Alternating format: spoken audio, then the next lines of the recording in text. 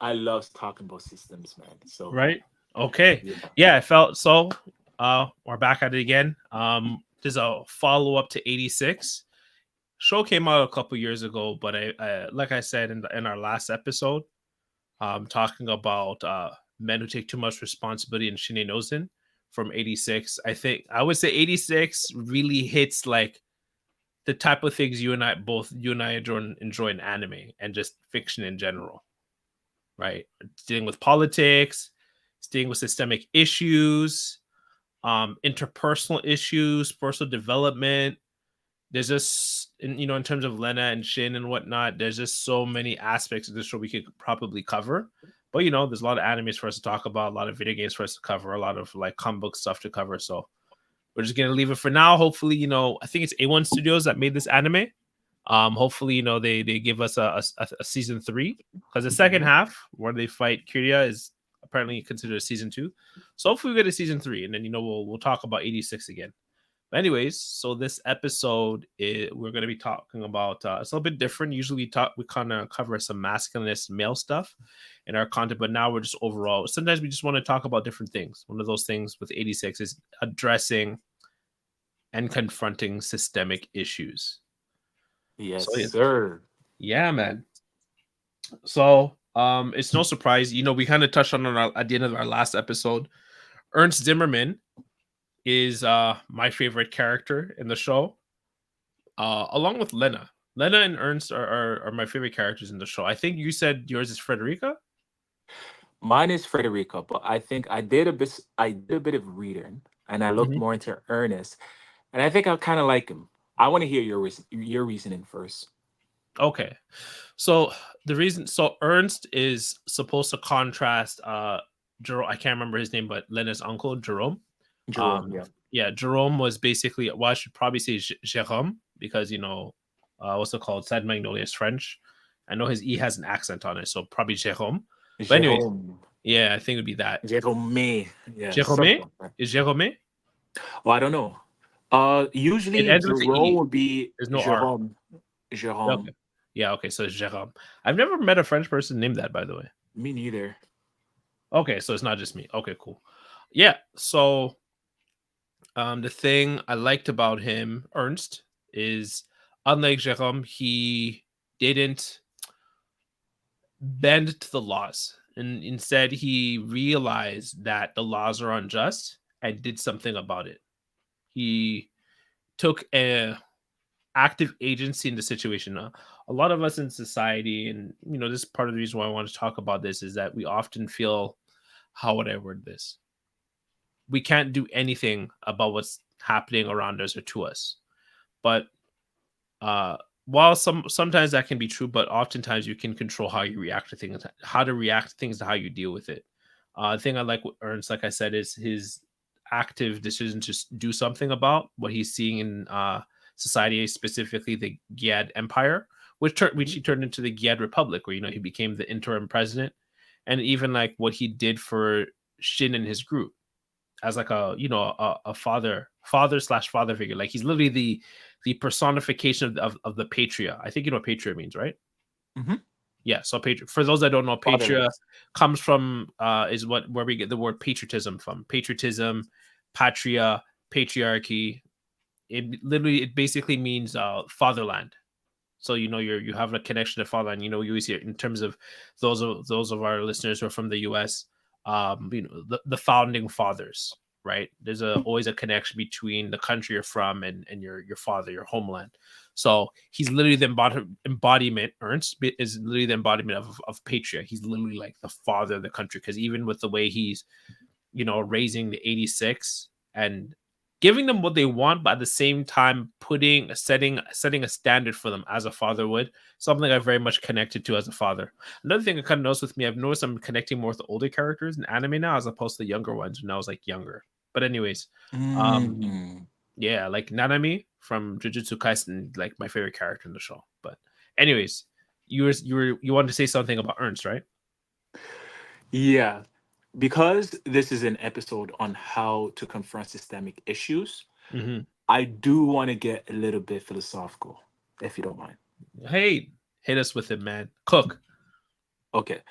So one of the ways how I come to understand the world is Mm-hmm. through something that's called uh, materialist materialism. Now, when people hear materialism, what they think is that, oh, this guy's a materialistic person. He loves brand name. He loves Hmm. money. But that's not what that means. That's a relatively new concept. Okay. What it meant before is basically, how do I explain this? Is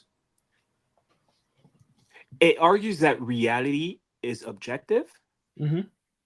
and that what can be understood and it could be understood through the study of the physical world. Right. So, okay, so what do I mean by this? Mm-hmm. So, let's say, for example, I don't know, you have a toy car, okay? A materialist person would say something like, oh, it's made out of plastic, it's made out of metal, and that's Mm-hmm. the reason why it can roll, Mm-hmm. right? But an idealist person would just say, oh, it's cool. It's cool. And you just imagine the car, you just imagine you in the car going through some crazy adventure, right? Right.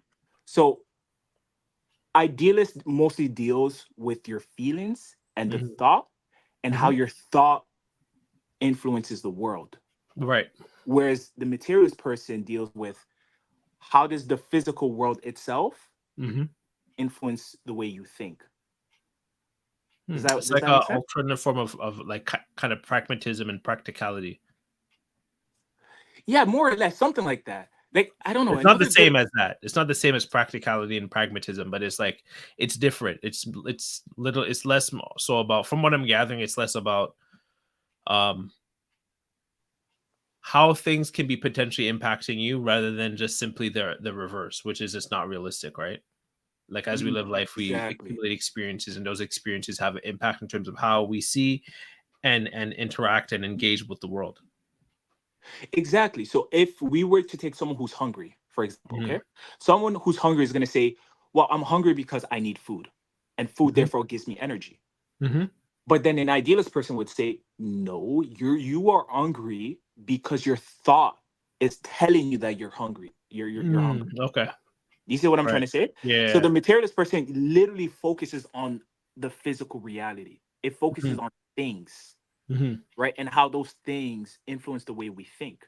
Whereas Right. an idealist person would think about thoughts and ideas and how those ideas influences the world. Like a religious person, that's an idealist person because he thinks that, especially if you're Christian, True. right? You think that, well, the reason why we have all these things around us is because God's willing.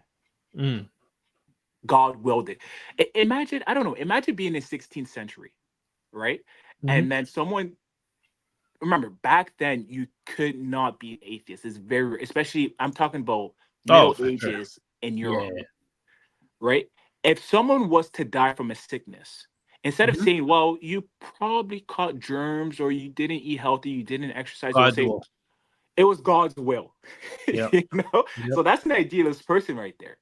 Yep. Right? Whereas the Okay. material person, the materialist person will be like, no, he probably got sick because he probably caught it from somebody else.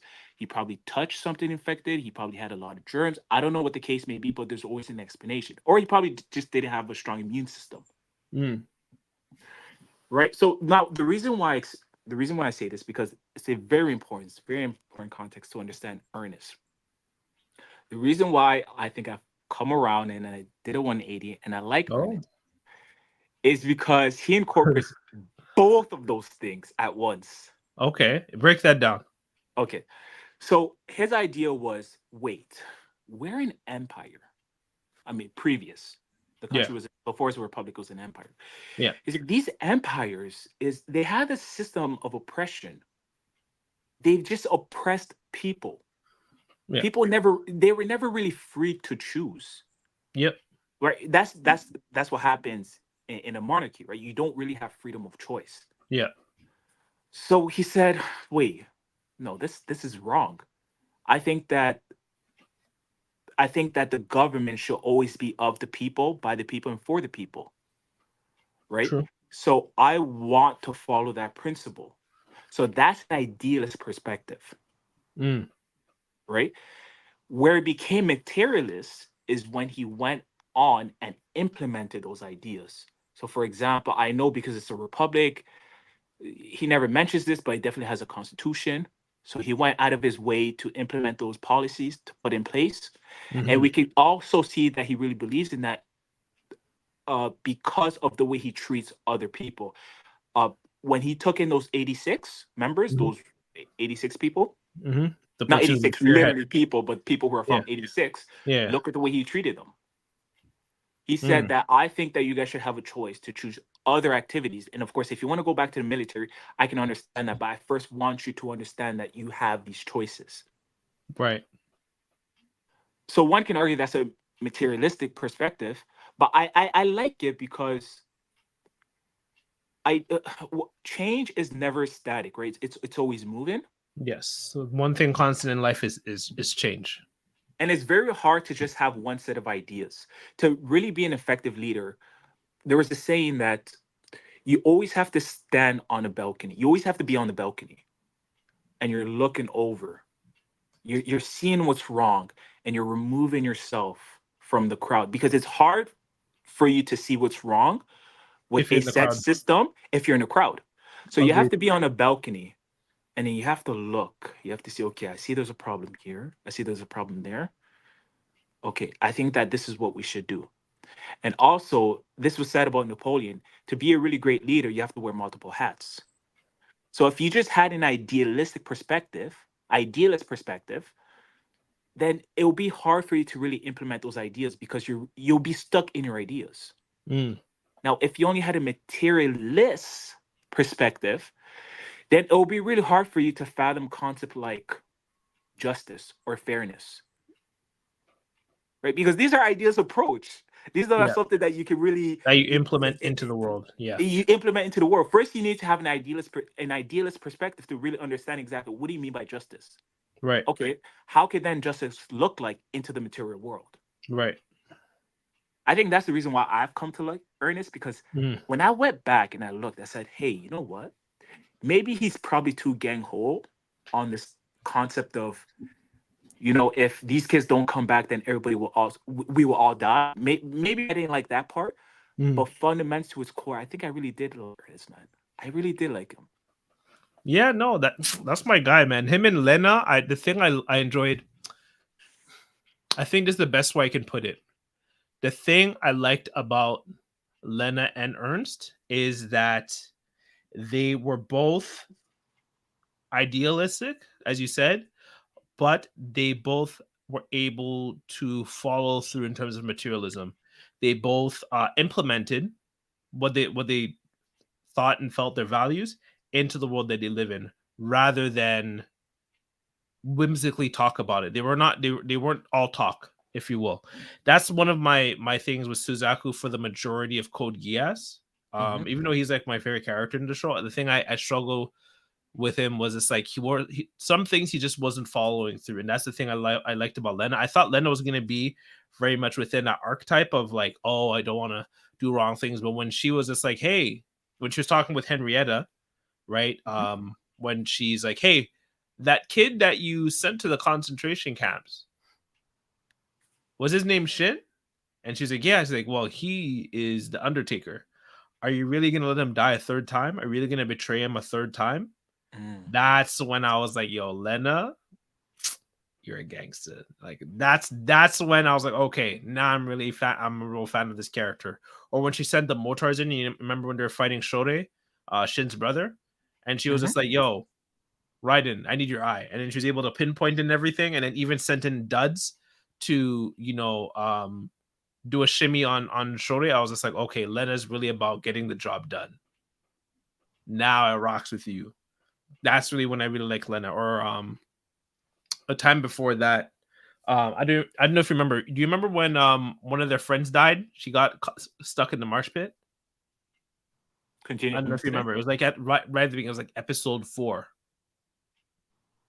I'm the, listening. the episode called was it I don't want to die, Shini Takunai, and she was just like, and she was like, oh, I'm so sorry, I forgot her handler name, but she's like, oh, I'm so sorry that she passed. And it's like, you never. And then fellow was like, you haven't even learned our real names. We don't really I think that. remember.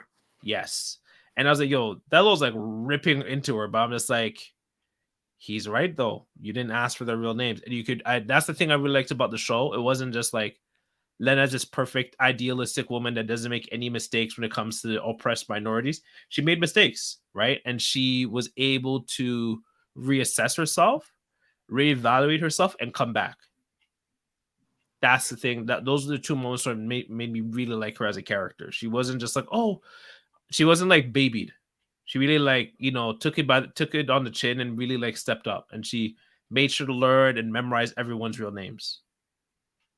Even when she got like her second spearhead group, she remembered she didn't use her real name. She used her handler names because she didn't want to get too emotionally attached, but she made sure to know their names and memorize it. That's when I really started to really enjoy her as a character as a character. She did whatever she had to do to get the job done. Um yeah, and it's something I can relate to in terms of real life, in terms of the work I do, the different places I've worked in the past. Is just like some things, how would I word this? There's some things that work in theory, or maybe I think maybe the appropriate word in terms of what you're saying, idealism, in terms Mhm. of how things should work. And there's a material way or the practical way in which things actually work and actually work properly. I don't know if you wanted to add anything to that, but that's the reason why I really connect with. Sorry, go on. I was gonna say I want to speak about the name part. When you asked me, do you remember that scene? Okay. My God, that okay. I think that scene right there Mm-hmm. just speaks volume to what that show really is all about. Okay. When you really think about it. Break that down. Talk about it. So, so when you think about it, they said that you didn't even care to learn our name. Mm-hmm. What's one thing? Okay, whenever you look at every single genocidal acts, what's one thing they always try to do? Oh, you're talking about dehumanizing, They always verminizing. Mm-hmm. exactly. So what they need to do is first they need to take away that human component. You want to explain what verminizing and dehumanizing is for those that may not know? Which part? Verminizing and dehumanizing. Verminizing. Yeah, and dehumanizing. Or the other one. They're I'm both not tied. familiar with verminizing. So usually like you turn people like how like during the Holocaust, Jews were kind of referred to as like rats, for instance. So vermins. Okay. Oh, okay. Okay. So that's what you meant, vermins. Yeah. Yeah. Okay. So yeah. So one things that they do that's very interesting is they'll take away the human part, so you can't feel sorry for them. If Hmm. they're just a number, Hmm. how can you feel sorry for a number? Because now they're just a stats. It's like when Hmm. you look at the news and you see that 15,000 people died, you'll be like, oh, that's unfortunate. But there's Hmm. no emotional connection to that. Facts. You see what I'm saying? Because now it's just a stat. Yep. Yeah, it's So just what? Yeah. no, I was just gonna give a quote. It was what was it? 15,000 deaths is a statistic. Hmm. One death is a tragedy. One. Oh. So that's what they did with the Jews, right? On the Hmm. wrist, they used to put the number there. Hmm. That's true. So when I look at this show, 86, Hmm. they call them 86. Hmm. Remember in the classroom, they're like, "What? Why do we care? They're 80." He's like, no, first of all, they never even acknowledged that people were actually there. They're just Never. processors. Yeah. They're just processing. There's just it's just the air. It's just 86. Why do you care? It's because now we can kill them off, and you guys Mhm. can't feel sorry for them. That's But we true. could kill them off in a way that no remains will be fine because we had to isolate them first. Hmm. So imagine if they did that, I don't know, near the capital city. Hmm. It's hard for them to hide their crimes near the capital city, right? Hmm. That's very hard to do.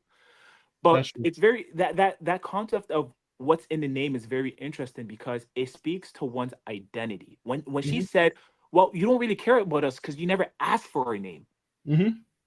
right? That that Yep. was that was a very powerful scene, and the reason why it was very powerful is because, and it was very, it was so ironic because do you remember when he was like, Enrita rose and she looked immediately?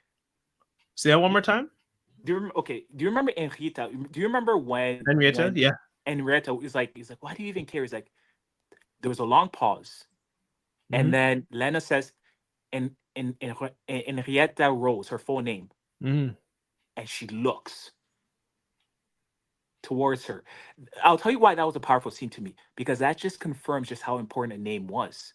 Mm. The fact that you looked, it Mm. validates your existence right there, Yeah. right then and there. You matter and you're important. Yep. You mattered, and you gave me that attention because you knew I was calling you who you were, your name, your existence. That's true. And when I saw that, I'm like, oh my gosh, the writer did a beautiful job on I this. didn't even catch that. You didn't? No. It was such a powerful scene. But I don't know. I was also reminded of Shakespeare. What's in the name? Mm-hmm. In Romeo and Juliet, Mm-hmm. when they say something like, "Well, why does our last name matters? If Mm-hmm. we're in love, that's all that really matters." But I think that what Shakespeare had wrong is that yes, you're right. It shouldn't matter to that extent where it decides your lover, Mm-hmm. but it's still equally as important. Because remember the example they gave. They said whether or not we call that a rose, it's still going to be a rose. Mm. I don't know. Do you remember that part? This sounds familiar, actually. Yeah, whether or not we call that, it's still going to be a rose. But I think that the reason we even identify as a rose, I think that's just equally as important as it just being a rose. Also, I don't know. Mm. Does that make sense? What I'm trying to say?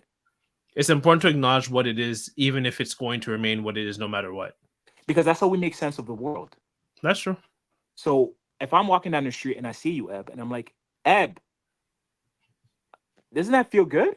Yeah. It's like I'm like, who's calling? Who's calling me? I You was know? actually at STC today and I actually ran into a couple people and one so I was actually at Costco and I actually ran into a close friend, one of my groomsmen, and I was just walking down and I heard Ebere, and I was just like, You're like, oh, I was who's like, that's a that? who's this night? Yeah, I was like, which Nigerian man is at Costco right now calling me, right? Because the Yeah. way Ebere. So I was just like, oh, and then I saw my homeboy.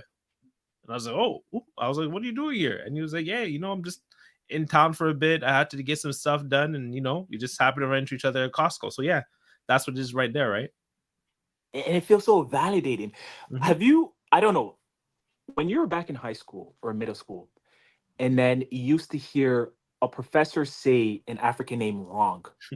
Did you You see like how all the time. did you see how those students would react? They would react with with discontent. They'd be like, "What? Like what? Like why? How can't you say my name? Like is my I'm name nodding. not Yep. in, is my name not that important?" Hmm. So I think that was a powerful scene where they wanted to be acknowledged. It's not that they wanted to be acknowledged as by their name, of course, but it's just As that humans. Yeah. they wanted to feel human. Basic human decency and respect. Yep. Yeah, and I think what I liked about Lena in that situation is because she recognized that when Sheen said that, no, it wasn't Sheen that said that. I forgot who said that. It was a You're woman. talking about Thello? Fe- was it Fellow? Thello I'm was the one not. who got mad at her. Yes, yes, yes. So it was Fellow. When Fellow said that, I really liked that because Lena went out of her way and said, "You know what? She is right. Hmm. Your name is important because it Hmm. is part of your identity. The same way Hmm. that your language, your family, it's all part of that." Hmm. And the fact that you didn't want to acknowledge that just shows that there's a class difference here. And a That bias you that you're that not aware exactly of. that you don't see us that we're equal. Yep. Bingo. So I really like that you brought up that point. Yeah, no. It makes me. You're actually making me think of my CJEP teacher. Mhm. For those that don't know, it's kind of like a interim college um school point in Quebec, Montreal that you have to go through here in Canada. It's not really part of the rest of the country, in case anyone's wondering.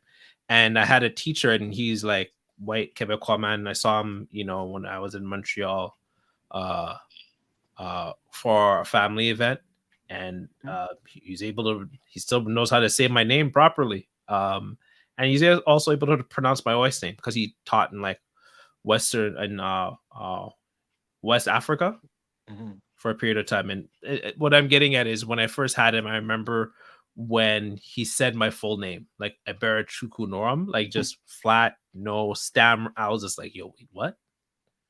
I remember when he did that, both me and my friend were just like, because he's he's been in class with me since high school, so he knows the thing. You know, they go through the names like Ibri Shu, and I'm like, Eb, forget it. Don't.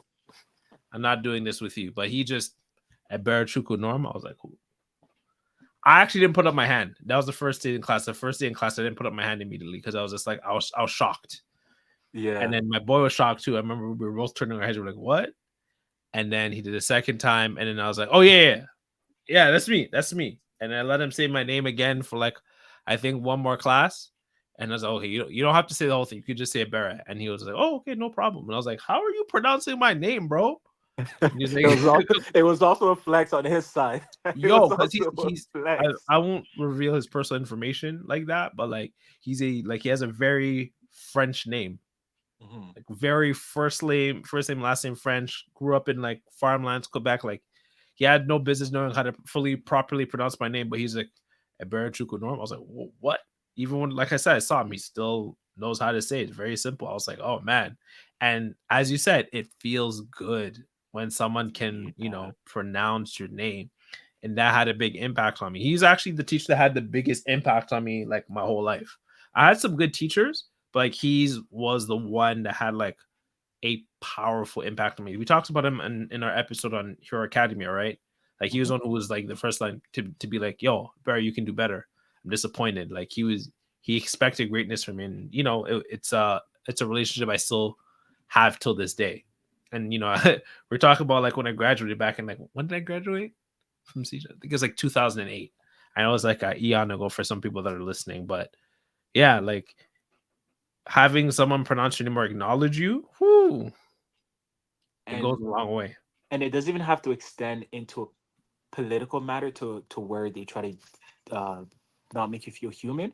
It Hmm. can even be something simple as the reason why that's important is because you can have more access to jobs, Hmm. right? Hmm. There's this. I'm not going to get very specific into this, but there's someone who I've worked with. The reason why I say I worked with is because he left the company, Hmm. and he used to have a very Arabian name. Hmm.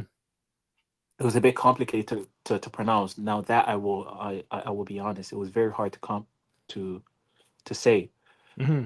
He legally changed his name. Really? Illegally or legally? Legally. So he went Legally. through Okay. the provincial government, because if you want to change Yeah. it, you have to go through Service Ontario. Hmm. He went through that process, that entire process, to change his name so it sounds more westernized. Wow. Now, the reason for why he did that was that he said there's just a nice ring to it. Mm. And that's But you were really just like, sad. that's cat. Yeah, and that's really sad to it, right? And then also, when you have an easier name is and you see that on the resume, you're gonna get more job calls. It's true. Let's be honest, right? It's true. It's true. Yeah, it's sad, but I mean that's the reality of it. Yeah. As a Hmm. materialist person, I look at that and I'm like, the reality is that, yeah, if you have a Western name that's easy to pronounce and it doesn't sound like the other, Hmm. if you're not part of the Western Othering. Yep. culture, the Yep. othering, then are you really Canadian, or are you really a Western person? Because Hmm. if you're not, then why would I invite you into this culture? Because as much as people like to argue, society, our entire society is still very tribal to a certain degree. Oh, absolutely. So we like to be in our group, Hmm. and anything that's not part of that tribal group The other. is considered as the other. Yeah, no, that's exactly. I don't know if you know the details of like in terms of the 86 and why the Colorads or coloreds were sectioned out of the country. First of all, even when they came to San Magnolia, Hmm. um, they didn't have much opportunities for socioeconomic elevation. In fact, the reason why Lena was able to find out, for those that may or may not remember, the reason why Lena was able to find out Shin was Henrietta's neighbor is because he was the only one in District One. He was the only Colorado colored family Hmm. that was in District One. There were no others, or District Five. I forgot. They were in like one of the upper classes. Hmm. like probably the equivalent of like upper middle class or upper class. And his family was the only one there. The others, they weren't. Pretty much all the upper classes in San Magnolia society were reserved for the Alba and just Alba bias. So when the Giad Empire, which is basically all Colorads or Colorada or colored, um, when they started dealing with the Legion and trying to wage war on other countries, immediately they were just like, "You guys are Giad spies. You're the Hmm. other. We need to separate ourselves from you." Even like, what's her name? Snow Emma, right? She's The Snow Witch. Snow Witch, yes. Emma Snow Witch. She has silver hair, but her eyes, like you can see, like it's a shade darker from like Lena, but it's pretty silver. But her eyes are blue. They're not gonna let her in. I always thought she was an Alba. I said, She is. you know what? She is. I know she's half. But you know what was interesting is I'll look at Emma and then I'll think, No, actually, sorry, I just want to interject. She's not half. She's actually full Alba. Is this that you know how I think that would be the best analogy I can give. So like my hair texture, Mhm. neither of my parents quite have it. So it probably came from a previous ancestor. So it's one of those situations with her where like she is Alba, but due to like distant family lineage, her the eyes for her and her sister were blue. That's what happened. It was just genetic luck or a lack of luck. I don't know what would be the opposite word of luck in this case, but you get what I mean. It was just unfortunate.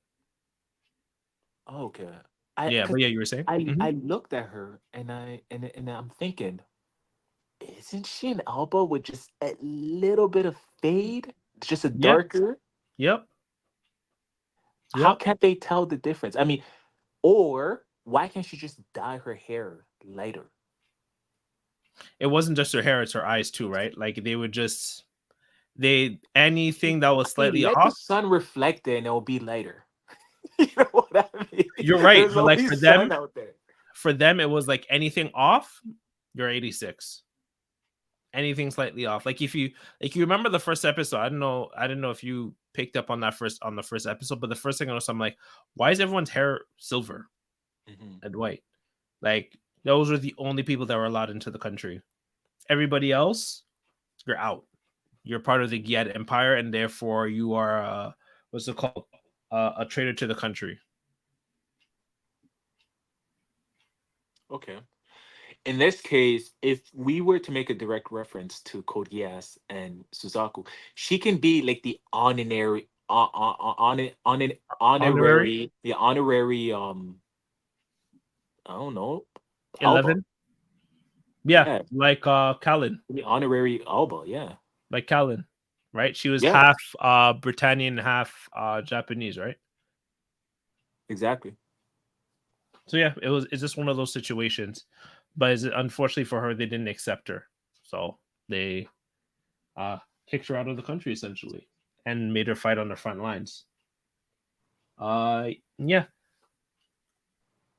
The other thing I would say is, well, I would actually switch gears a little bit in terms of because we kind of talked about her a little bit, Henrietta. Hmm. I've how would I word this? Henrietta is depending how you want to word it, probably one of the best design characters in the show, and probably one of the best developed characters in the show. I found she was a great representative of systemic issues. So I think we talked about it the last episode, and it's the reason why I tell people about in terms of 86 in general Hmm. is that usually when you have shows like are dealing with systemic racism and discrimination, it's just don't be racist. You have to wag the finger. Don't be racist because if you are, that's bad, and only bad people are racist and discriminatory. Which I hate. Right? Like, yes, I may be a black man, but I don't like just finger wagging, virtue signaling, racism stuff. I like racism, discrimination. any ism doesn't just come out of nowhere because people just want to be bad to other human beings. It comes from other things, and there's layers and levels to these things, right? And like the one of the things one of the interactions Henrietta had with Lena was, what was it? Why Lena was asking, why are you so against the 86? And Lena said, sorry, Henrietta said, because there's nothing I can do about their situation. Hmm. And that's exactly it. You feel like a sense of apathy towards systemic issues comes from feeling like you can't do anything about it. So you just let it play out the way it is, right? As opposed to, like I said, like what you saw with, and why I love Ernst and Lena so much is because they didn't fall into apathy. In fact, I would say Henrietta is the embodiment of the quote from Martin Luther King Jr. The only thing necessary for the triumph of evil Hmm. is for good men to do nothing. Mm. You know, can I say something to this? Absolutely. I gotta go old school on you guys for a second. Uh oh. So, do you remember that Disney movie Ant? You're talking about the ant's life or whatever? Yeah, do you A remember that Bug's movie? Life? Yeah, yeah. Bugs I Life. remember my Do you sister took remember that? me. Yeah, yeah. My sister took me to see it when I was a kid. I remember that movie. That movie was dope. The food. When I was a kid, I always wanted to eat the food. I don't know why. There's something about animation and food that always I know, gets to right? It me. looked delicious. Like, ooh, It looks so maggots. nice. I was reminded when Henrietta said that. I was reminded of that movie. I'll give you a really good example. Okay. So, do you remember when there was one ant that revolted against the? Are they crickets or cock? They're crickets, right? Are you talking about the The bullies? the bullies that were pressing them. They're I think they're crickets. cockroaches what do they call it? Mantises. But I think they're Mantises. Yes, yes. I think that's what they are. I think they're okay. that. So one, okay, so one ant revolted. And it was so funny because the leader of the mantises, you know what he said? What? He got mad at that minion, at the Mm, small antices. He got mantises. He got really mad at them. mhm. He said the following. He said he said he said he said what happened? He said, "Oh, boss, this one puny ant he tried to do something. It's nothing. It's just one puny ant." He looked at the guy and he said, "Okay." He took a piece of grain, he threw it at him, right? And he said, "Does I that hurt?" remember this. Do you Go on. remember that scene? I remember it. Go He's like, on. "Does that hurt?" He's like, "Boss, no, that doesn't hurt." He threw like two grains at him. He's like, that doesn't hurt." He threw like five. That didn't hurt. He threw a whole pile of grain at him. He's like, "How does that feel?" And he's like, "If one revolts, all of them will." And that's when they become really powerful. So I think that when Henrietta did that, I don't think she understood the power in many. There's that famous Latin saying that Obama used to say, "Out of one, many." Do you remember that? In his No, in but his go on. in his 2006, I think it was 2006, Democratic. He was at the Democratic convention where he gave that famous speech. He said that one line phrase. He said, "Out of one, many," and I think what it alludes to is the fact that although although you can just be one, but if we're many, we're powerful, Mm-hmm. right? It's true. But it's very hard to see yourself as powerful when you're just one person. Mm-hmm. And I think that's how she was feeling. But even one person can also feel like many. One person voice can actually feel like many. One person can be extremely powerful and even assemble everybody else Mm-hmm. and be a force to reckon with. Mm-hmm. But she felt powerful. She felt powerless because she's like, well, I'm the only. What can I do? I'm only one. Along with her shame of like condemning Shin's family too, right? So you're Yeah. absolutely right. Like the shame and the sense of powerlessness leads to that apathy. So when you have these two combinations mixed together, I mean, of course you're gonna feel powerless. Of Mm-hmm. course you're gonna feel like you can't do something. But Mm-hmm. it's funny because look what happened when she did decide to do something. Yep. She saved their life. She Yep. saved not only Lenos but also the 86. Yep. So I think it was a really good reminder that even though you think that you may be powerless, you're powerful beyond measure. I Mm-hmm. truly believe that. I really truly believe that. It's true. Um, and I think that's something that we all tend to forget. I think we either have a combination of feeling like this special snowflake that needs to Yeah. change everything by ourselves from top bottom, or we have a sense of apathy. Hmm. And you're making me even think of both for Henrietta and Ernst is that they avoided falling into either group. I think Lena, if anything, was a little bit more like thinking that she was a special snowflake initially, and I think that might have been due to um, her not realizing what she was up against in terms of the systemic issues of Sad Magnolia, right? Like she didn't realize that like the final mission for those that are about to quote unquote retire is a suicide mission. She didn't know that, right? Hmm. She didn't know that they're never going to get new equipment, right? That there's a lot of things that she did not know about on how her country functions, even in terms of providing like uh, artillery support. No, right? It's like some people don't know this, but like, so Saig Magnolia has like the Grand Mur around it, right? Hmm. It has like machine guns and whatnot. Those machine guns barely even work because they just don't use them. They're just not operable. So once she realized what she was up against, you could really see how she started finding sympathizers in the second half of the anime. You saw how she had people within her group that were supporting her and helping her assess what's going on, including Henrietta. So when she decided to join the spearhead the 86 squadron at the end of the series, there's other people, other 86, sorry, not other 86, other Alba that joined her because of her action. She was able to find sympathizers and allies. And I would also like to touch on that in the sense of like any sort of grassroots movement. You won't be able to change things all by yourself as a group. You have to find sympathizers, people who empathize with you. If we're talking about civil rights issues in Canada and the US, if we're talking about even right now as we're dealing with a lot of men's issues, right? It's Hmm. important to find women sympathizers who support the issues that are going on, who see the issues and gaps in the legislation, there's legislative gaps in our society when it comes to those things. Granted, they can't solve our problems, but it's important to have allies to support you in addressing said systemic problems. That's one of the things I liked about both Len and Ernst. They took it upon themselves to find sympathizers with Ernst. He found fellow people within the military who agreed with his ideals Hmm. and agreed to help him put it in place rather than, oh, let me just try and do it by myself. That's something that I've actually learned as someone who does a lot of who's been in the field of community work, at least here in Ontario. There's been quite these last 3 to 5 years have been a big learning experience for me in terms of understanding certain things.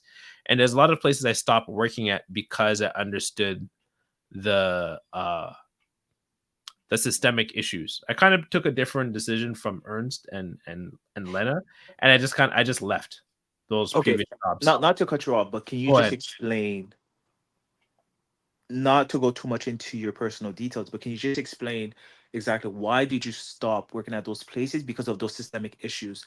And did you feel that you couldn't really change or do anything? That's the reason why you left, or you weren't Mhm. being heard? Let's break all those layers down. Yeah. Because with Um, Lena, of course, she didn't quit because she felt that she could do something, right. right? So again, yeah. Well, actually, as you're saying that, the thing I'm thinking about Lena is once she realized, like first she thought she was a special. I would say she's transitioned a lot of ways throughout the series. So first, she was very idealistic and isolationist in terms of trying to fix everything herself because she didn't really realize what she was up against. Mm. Then when she realized what she was up against, she found her sympathizers. But Hmm. after the first offensive, where Psych Magnolia basically got wiped out, it's at that point she realized that like the structural the issues that Sag Magnolia is dealing with is so baked within the culture and structure of the country itself that I can't really do anything here.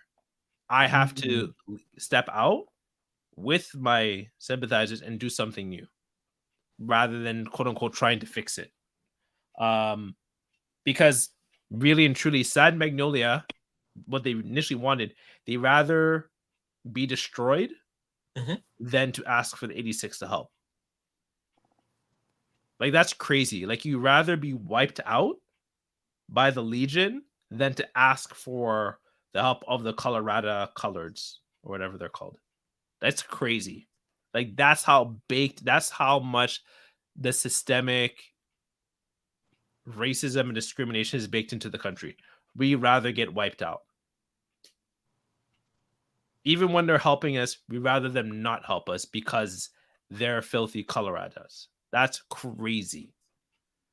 So that's one point. So to address your second point, so I didn't realize the, I guess you could say, the quote unquote thing I was up against, Mhm. in terms of the things I experienced doing community and community development and work, until I read this report that was made based off 2006. I think it was called the Year of the Gun here in Toronto, where there was like a lot of like shootings, and it's called the Roots of Violence report. And I spent spent a bit of time reading it, and never got a chance to fully read it, but it touched on a lot of the things I observed.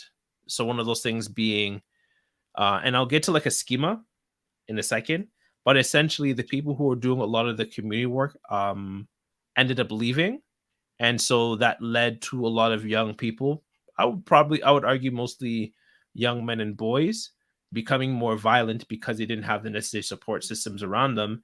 And because those necessary support systems would burn out and leave to do other things or go elsewhere, it created created a systemic issue.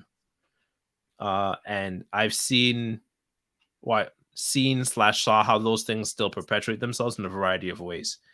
And realizing that, I've understood that it's not really my place to quote unquote change this. It's up to me to look out for myself and create more opportunity for myself in those regards and look elsewhere, rather than trying to, with the previous places I worked, trying to change them. They're not trying to change. Systems are built to perpetuate themselves. Systems exist along with the rules that are baked into them to perpetuate themselves. They're not made to be changed. If anything, you who is trying to change it, you're more like a virus. Even if what you're trying to do is good, at the end of the day, you're trying to destroy the system, if you will. And the system does not want to be destroyed. What sort of, you have to see the system, whatever system you're dealing with, whether it's, Colorado and whatnot, and citing Magnolia, or in the case of the community work I'm doing, or whatever corporate job you're doing, is the system is alive and it's made to perpetuate itself. Whoever comes to be at the CEO or the executive director or whatever it is, they're brought in to sustain said system. That system is going to put people in its place in place to sustain itself. The person in charge of HR, they're more concerned with sustaining said system than, I guess you could say, you in certain regards. Your regards is only taken seriously as far as maintaining said system. Beyond that, you're not a benefit. You're more of a liability for the system. The system is made to sustain itself. And that's something that I've had to come to terms with and realize that, like, it's not for me to change. If this system is to change, it has to be from the outside, or something else would have to force it to change. Right. And that's something that I had to look at. So I was talking about like a sort of schema. So in terms of community work, there's like, I would say there's 3 quadrants. There's the community center agency, whatever you want to call it. Mhm. There is the community workers who work for said agency, community center, whatever you want to call them, charity, whatever they're called. And then there's the community. It doesn't have to be literal. It could be like a demographic, whatever the community is. It could be a group of people, could be area, whatever it is.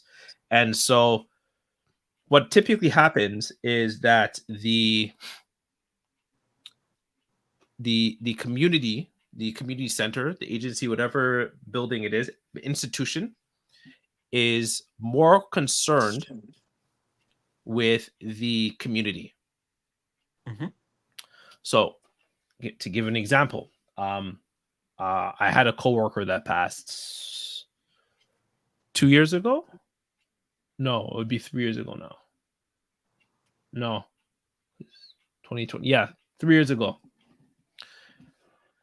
And where I work, they didn't provide much bereavement or anything for their passing, even though the majority of people, the majority of the people who were at their funeral, um, were from said agency, like fellow coworkers. But there was nothing to be done for their passing, especially when it came to staff. That's unfortunate. Yes, quite. And also illegal. I learned that from my therapist. My previous therapist. I have a new therapist now, but that's a different conversation. And it was illegal. And when I tried to do something about it, I was seen as a problem.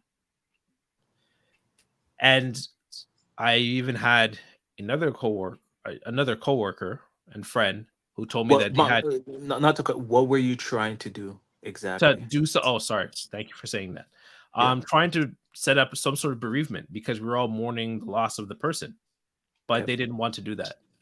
In fact, they were against it, and that's when that's when I was labeled as a problem there. Because I'm going against the system. The system, it exists to perpetuate itself. You are trying to harm the system, you being me. Or if whoever is listening who's been of that frame of mind, like, oh, I need to do something about this. This is wrong. What's going on in the workplace? It's unless something gets really bad or it gets exposed or they're forced to change, and that's usually what is a catalyst for things, nothing is going to change. It's going to When you say bereavement, just for the international viewers, what do you mean? So bereavement is typically when a coworker passes away in the workplace. They're supposed to bring in someone like a therapist or a counselor or whatever to come, or a social worker to come in and talk with staff about the passing of that person. Do you Provide think free counseling support? Yes. Mm-hmm. Do you think that probably one reason why they didn't do that because it costs money? If they had to allocate Could more be. money, that Could be. means they have to cut costs somewhere else, right? Could be. And remember, they probably already made a budget for that year. Now, I'm not trying to justify their action, but one thing I've noticed about systems, and this is one of the many reasons why it's very hard for them to change, is because once they set the year, the fiscal year, that Mm-hmm. financial fiscal year, and something up comes up, Mm-hmm. it's very hard to change towards that new system because it will probably cost them more money that they don't have. Mm-hmm. So yeah, I don't know. That's one No, thing you're that just came absolutely. up to mind. Once again, I'm Yeah. not trying to. I'm not trying to say systems or dilapidating systems that probably Yeah. are not dilapidating. That sounds biased. Older, more archaic systems, Mm-hmm. long-standing systems are good or bad. I'm not trying to put so much of a value judgment. I think sometimes things do need to be reevaluated. I'm just simply pointing out, like as you pointed out, the fiscal year. If that is the case, then yeah, guess what? I'm a problem. Me as in a bearer who's trying to do something to bring in bereavement. Granted, you're supposed to, like, legally in terms of Canada, but once again, you have your own fiscal budgets, and yeah, this person passed, but the system is made to perpetuate itself and sustain itself. You trying to affect the fiscal budget Mm-hmm. makes you the problem. Yeah. Whether you like it or not, we're not trying to facts over feelings. At the end of the day, you're costing more money, so therefore you need to go. It is what And it is. was that your realization to, I have to go, I need to go? It was that, and also reading the Roots of Violence, because so going back on the whole schema diagram I created. Mhm. So when something happens in the community, so in this case, this coworker passed, right? Mhm. They'll said, like, these agencies and community centers, whatever, they will do bereavement. This is very different from where I work now, which we may touch on. They will provide bereavement for the community, but not for the community worker. So what ends up happening? Interesting. Sorry? I didn't know this. Continue. Sorry. Yes, because their priority is the community. the communities allows said, corporate like agency or charity or company to sustain itself. So their priority is the community. And so what that leads to is when there's a passing of someone in the community, they make sure that the community worker is taking care of the community, but no one's really taking care of the community worker who is also grieving. And so when they burn out from taking care of the community because they were sanctioned to do so by the community center, they end up burning out. Now, because they burnt out from doing so much for the community, they end up leaving. And now the community doesn't have a community worker working there anymore. And so the community gets worse until they bring someone else in. This is in the Roots of Violence report, by the way. I've just articulated and I'm giving a very too long didn't read version of like a 50-page paper, report, I should say. And so they have to bring someone else into it. And then once again, that person is not really taken in regard. And so they end up leaving. So the thing that like I was really intentional with where I decide to work moving forward is like, are these places prioritizing the community worker more than the community? Because if you make sure the community worker is able to be taken care of and you're treating them as well as possible, all things considered, assuming they're in that profession and in that field because they want to be, they can do even more for the community. But what actually happens is the community worker is disregarded really and truly until they burn out. Then you find another replacement, but that affects the community because it doesn't create long-term sustainability and support. Interesting. Quick Interesting. maths. I think it reminds me of when I look back to 86 is whenever they would get a new handler, Mm-hmm. right? And then the handler would go through some traumatic experience and then it would just get replaced. And then Yep. the 86 would just keep dying and dying and dying because they don't have an effective leader. Yep. It just reminded me of that. Yeah, exactly. Right. And it's made for them not to survive. Exactly. They don't even get to bury their dead because it means they'll have graves. And if they have graves, it means that the history of Sag Magnolia is not clean. Like everything about Sag Magnolia, like its issues are baked into the foundation of the country. There's only so much you can do in those situations. And sometimes, as much as it'd be nice to kind of change it, at the end of the day, you're a virus. It's just like trying to, you know, it's like forcing someone not to eat McDonald's, right? Even Mhm. if it's harming them, at the end of the day, if you're trying to take something away from someone that doesn't want to do something, you're causing more harm than good. You know, I am also thinking that you said that it's very hard to change a system. And I would have to agree with you because if you really want to change a system, you either have to break it or destroy you have to break or destroy it essentially, right? Agreed. Uh so when you look at, how did that system break? Is because the Legion, they had a war and they broke everything, right? So now they I'll have add to go through a another. process and then they I'll have add to go another stipulation, but go on. yeah, and then they have to go through a process of changements. I Hmm. mean, look at the Jihad Republic. Hmm. So it was an empire, and then they realized, well, no, the empire was not working. We have to change, and then they became Hmm. a republic. So they Hmm. had to break it. I mean, even when you look at Code Geass, Hmm. Lelouch said that I would change everything, but before creation, there must be Hmm. destruction, Yep. right? So it's very interesting. I think that in today's world, I think that's a more extreme example of Hmm. change to an organization. Hmm.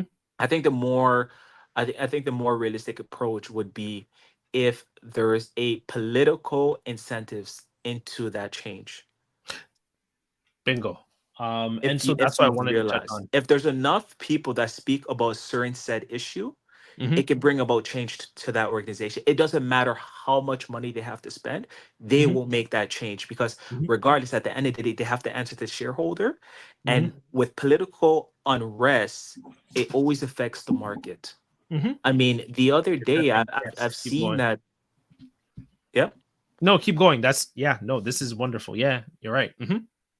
yeah. The other day I've seen what was it? Just within the last month, I think it was Starbucks that lost about 10% of its 10% of its market cap.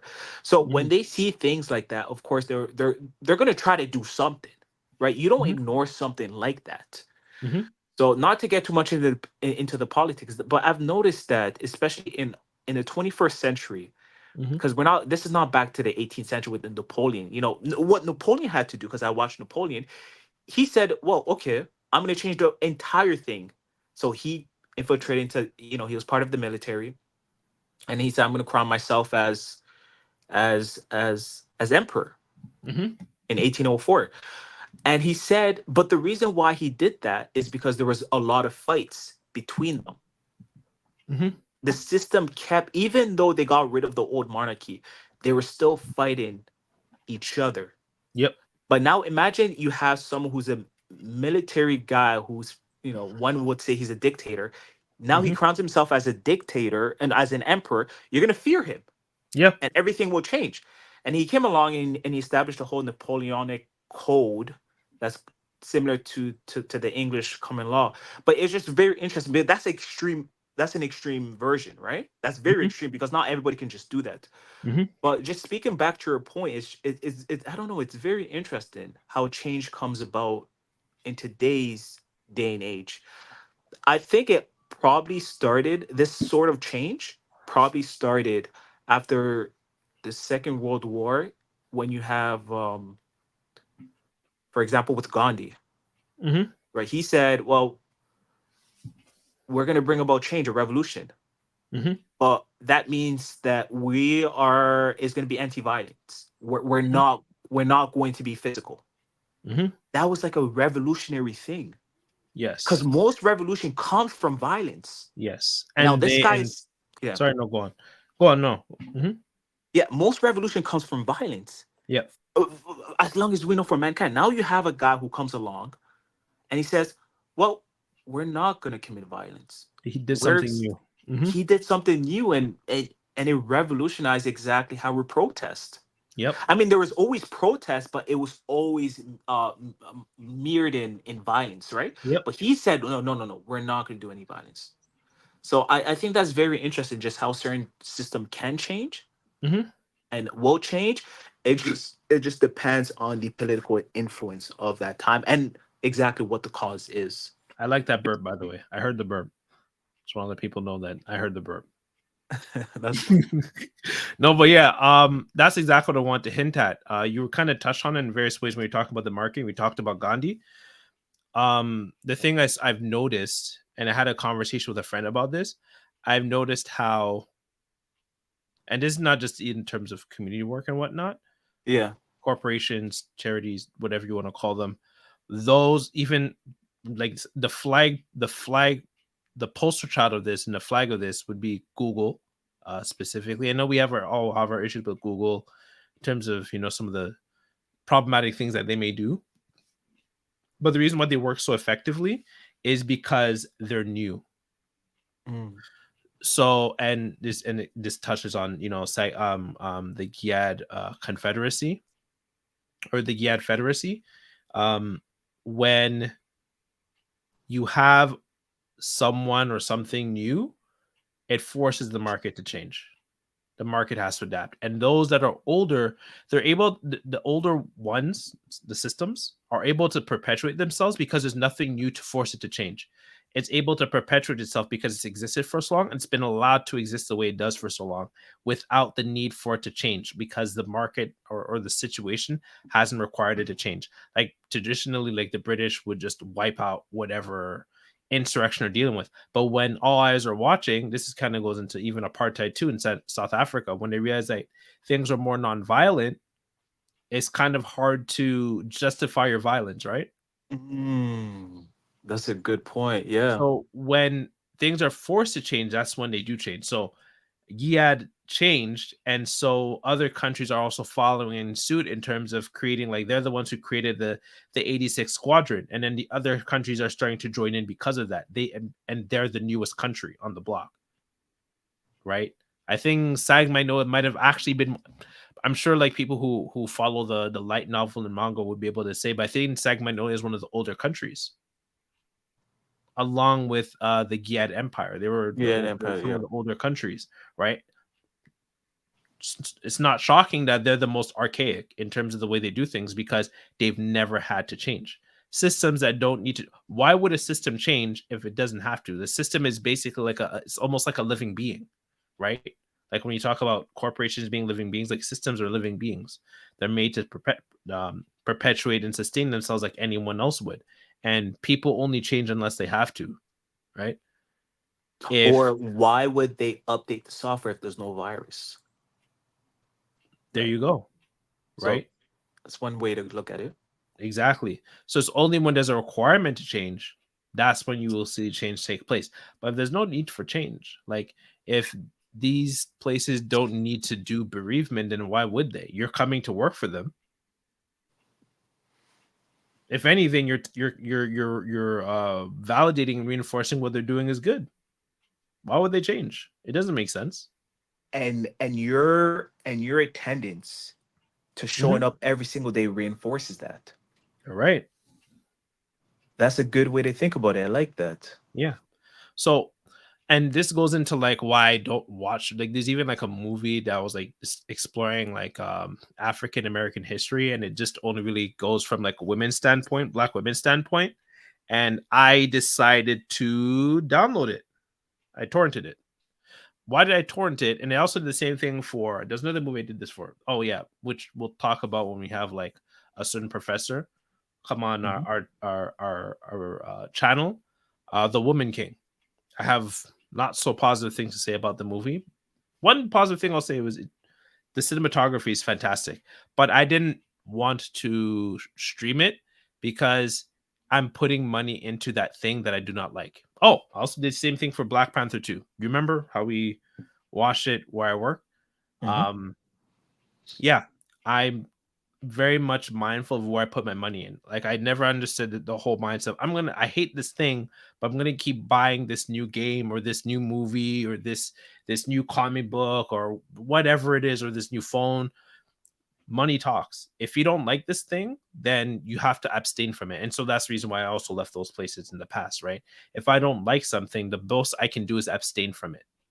I guess you could call it side protesting, because as long as you are there, as long as you are allowing it to feed off of you, I don't mean to sound so vampiric, but as long as you're letting it feed off of you, you're encouraging it to further continue whatever it's doing, even if it's wrong.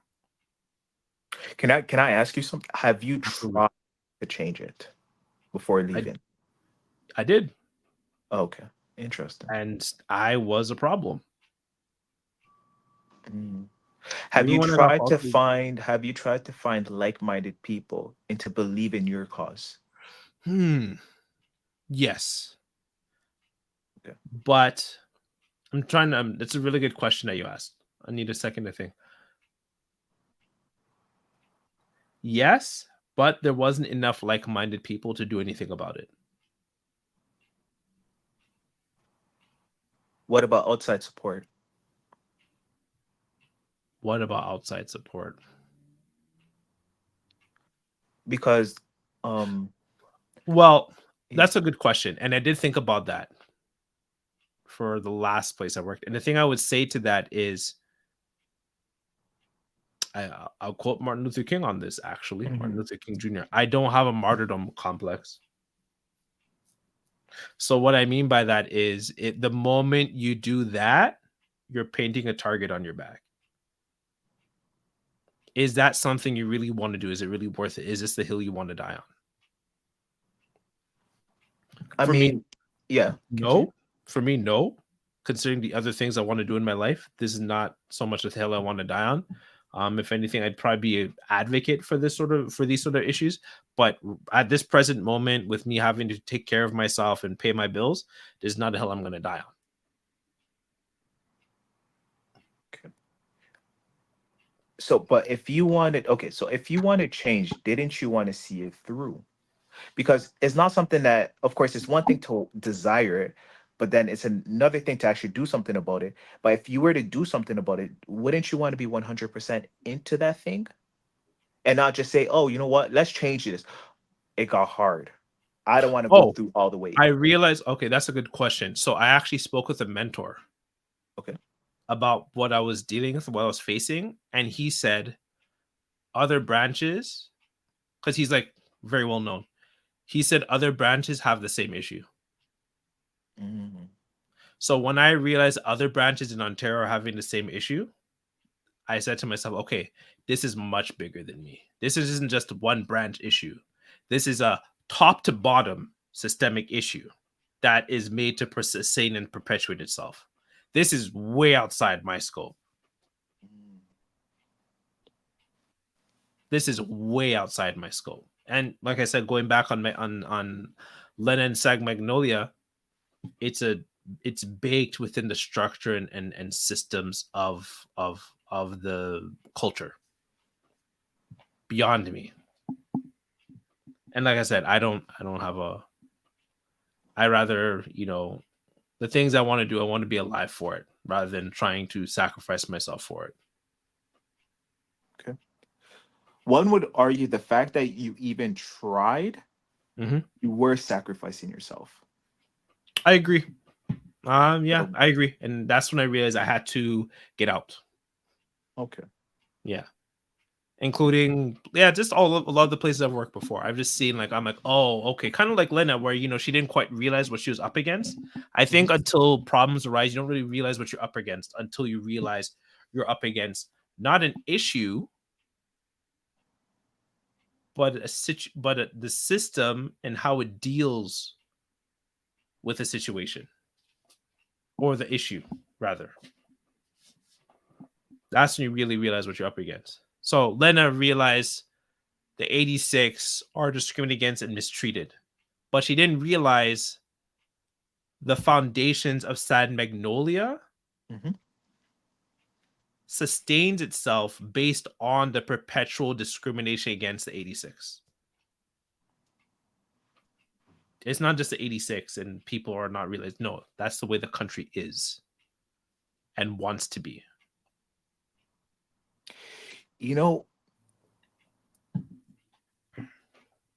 I think about it. If it's just if that discrimination is based on economic purposes, or if it's just like Japan, because that's all they know and that's how it's always been. I That's always exactly it. Mm-hmm. Go on. Yeah, you think it's the latter, right? Of course. I think it depends. I Because think how are they sometimes. making money? They're not making money from them, are they? Are we I don't talking? know. What are you talking about? Japan in this case? No, I'm talking about the 86. So Well, would it's. you say, yeah, Mhm. No, go on, go on. Finish your question and I'll answer. yeah, my question would be, would you say that the discrimination of 86 is rooted in economic purposes, which then stems to racial discrimination, which we see in during the slavery, because that's exactly what slavery was all about. It Mm. started off as something being economic purposes, and it was a purpose for economic. Yes. And then once they crossed the Atlantic Sea, of course, it still ties to that economic because that's the foundation, that's the core. Hmm. But then it manifested to itself where now it's a huge racial component Yes. because So to now answer your they're question, yes. relocated. Hmm. My question is, with the 86, is it an economic Yes. Yeah. purpose, Yes. No. Absolutely. So I'll break it or down. yeah, No. What was your second half? Maybe it could be the second one. Go on. Or what? yeah, is it economic purpose, Hmm. or is it just because that society has always been like that, where it's only been one race and that's all they're used to? And if it's an economic purpose, Hmm. how are they benefiting from them? Because they want to kill them off. Okay. So it's both. I would say both. So Okay. both second half, it's always been like that. Like I said, I think Sag Magnolia and Giad Empire are some of the oldest countries in that world. That's one aspect. The second aspect, excuse me. So if you start training the Alba to fight, that means you have to train them. That costs money. Oh, I see where you're going. Yeah, It I do. also means that, so let's also take into account the juggernauts, the machine, the mechs that they use, the 86 use. They're rusted and worn down. Right? So that means you have to recommission R&D, research and development, for new, safer, and more sustainable juggernauts. That's Mhm. very costly. versus just recycling the old, tired, worn out, rusty machines that have no health and safety standards. I'm laughing because like where I work, I'm part of the health and safety committee, so it's kind of funny when I'm saying that. And then another aspect to it is, what were the motors? The motors, the ammunition that they use, that Lena used to stop shorting. I think they're at like of either 51 or 49% success rate. That's abysmal. It means half your motors are ineffective. They're duds. 50% or more, that's crazy. So it means that you'd also have to repair all your worn out military equipment, all the turrets on the Grand Mur, training military, getting them ready, versus the 7086. The only people that are technically on the front line are the handlers. And for what, every like 30 to 40 86 squadrons, there's like one handler. So most people are not even exposed to military, which is why they didn't know what to do once the Grand Mur was breached during the first great offensive. So yeah, it was going to cost some money, and because this country is the way it is, once they experienced the setbacks of losing to the Giad Empire before they created the Legion and then facing the Legion, it was just easier for them to do what they've been doing, which is just discriminate against 86 and send them out to go and fight for them. It was just easier that way versus doing something different. Why would we? Why would we? This way works perfectly fine. No, okay. My question is this: did they use the 86 to make them serve as a machine for capitalism so that they can grow their economy? That was my question. I Not think whether it or was, not they were spending money. oh no, it's to use them to grow their money in spite of war. Okay, that makes sense. Because like I said, if you have to train other people, that's going to cost them money. You'd have to make more weapons, more equipment, more guns, fixing the motors and everything, right? The air mines, all that stuff. They'd have to fix so much things along with training people, and it's their own citizens. They don't want to do that. Now, the question then becomes, how are they getting money? Or how is San Mongolia? Is that how you say Mongolia? No, you're thinking of Genghis Khan. I know. San Magnolia. Magnolia. Magnolia, yeah. Okay. If that's the case, then how is San Man how do you say it? San Magnolia. Okay, Magnolia. Yeah. If that's the case, then how are they benefiting, economically speaking, from the killing of the legions? They're benefiting from from their racist agenda, but ultimately, so how would I word this? Their system was flawed. Because Yeah. their system was based off the Legion dying in 3 years, but the Legion were never going to. Which is why, like, they melted in the first great offensive. Like, the system was made for the 86 to die, and then the war would end, and then Magnolia would be wiped, would be given a clean historical slate. That's what it was. It wasn't. There was nothing sustainable about it. Even in terms of their food was manufactured. I don't know if you knew that their food is manufactured and like more or less fake. Like they don't If have I crops. remember, was it Enrita who brought the sugar? Exactly. It's like this is real sugar. Like if you notice Yes, between I do remember. She was like, "This is real sugar." Yeah. exactly like Deb pointed out, she's like, what are they eating? Yeah. So basically, like all the food that they're eating That's is a good point. manufactured. Yeah, their food is manufactured. Right. And if you compare it to 86, because they're out in the field, they actually have really nice food. I don't know if you noticed that. Despite their harsh living conditions, their food looked really good all the time. The eggs, the omelet, the eating boar and chicken, because they actually had real things to hunt and eat and make, as opposed to manufacturing it. Like Sagno can't even make their own food. They weren't. The system was broken from like its very inception in terms of how it's going to deal with the Legion, based off faulty misinformation. It was not going to be able to last. Like I said, that's why, like, when in the first great offensive, I can't remember all the countries, but they all were attacked. San Magnolia got melted. They're the first. They got wiped out. The other countries, they sustained heavy casualties, but they were able to, still fight and come together. Segmilio wiped out. Segmilio was even on the verge of getting wiped out, and they still did not want to reach out to the other countries because they were full of Colorado. Interesting. Yeah, so like it was not made to sustain itself. So it's not even like they were making money; they're trying to save money because they're like, once they're gone, we'll be good. They didn't even have, like I said, they even have real food. It was manufactured. Okay, so if I had to make an analogy, it was if a company wanted to lay off a lot of if a company wanted to cut costs, what did your number one Oh, expense I is have your a perfect example employees. for you. Your number one expense is your employees, Yes, but you right? don't want to pay them for being laid off. So what you do, you just make their life miserable enough where they quit. Where they quit exactly. In this case, them, they're dying off. Exactly. So some places do that, right? They'll make your life a living hell until you leave. Yeah, because again, it's not really the same thing with just workers, but Mm-hmm. I remember our CEO had to leave, Mm-hmm. and it's not that we made her leave, it's because she decided to leave Mm-hmm. because she knew that she was doing a poor job. Mm-hmm.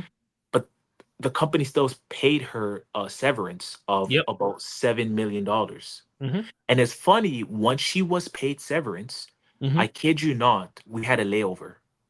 No, we had a layoff, I mean, not layover, layoff. So is There we go. correlation here causation? In this case, it seems to be. Yep. Yep. So yeah, Yeah. interesting. So that's how these things perpetuate themselves. Even I think about, which I know we've talked about at length, the whole aspect, even within African culture, of asking for help. Don't ask for help, but somehow you're supposed to figure it out. And then we complain about like um, white privilege and discrimination. Not to say those things don't exist, but we're also perpetuating that issue by never asking for help and just trying to suffer and struggle for no reason other than just don't ask for help because it's embarrassing and shameful. Even though we all need help, but we're not supposed to say that. You're just supposed to suck it up, right? And Or yeah, sorry, I just want to give an example, or just like the example of like, you're at the, African party and no one's supposed to go up first to go eat, but the food is there. Or if you go to someone, or in terms of Caribbean culture, if you go to someone's place, it's kind of an African culture, but more in Caribbean, you're not supposed to like ask for food. Even though you're visiting someone and they have food, you're not supposed to ask for it because it's as if you didn't eat.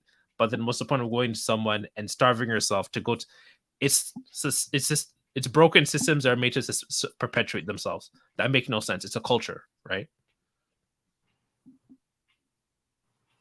Once again, and no, yeah, go on. Mm-hmm. yeah, and I agree. What one of the things, and I always speak to my brothers about this, not my actual brothers, but my brothers who are friends. I always Mm, tell them this. I always say something like, if you really look at our culture and the way things are built, and if you analyze these companies, all of them, even not even just companies, even political candidates, they all use OPM, other people's money. So startups, I think I read a report on how Amazon the first 13 years, they were just getting money from other people. They were not profitable. They're just raising money. The same thing with Facebook, the same thing with Snapchat. All of them, all they really do is just, in order for them to keep continuing their operation, they just raise money. They get that help. It's mm-hmm. getting that help. That's all they do.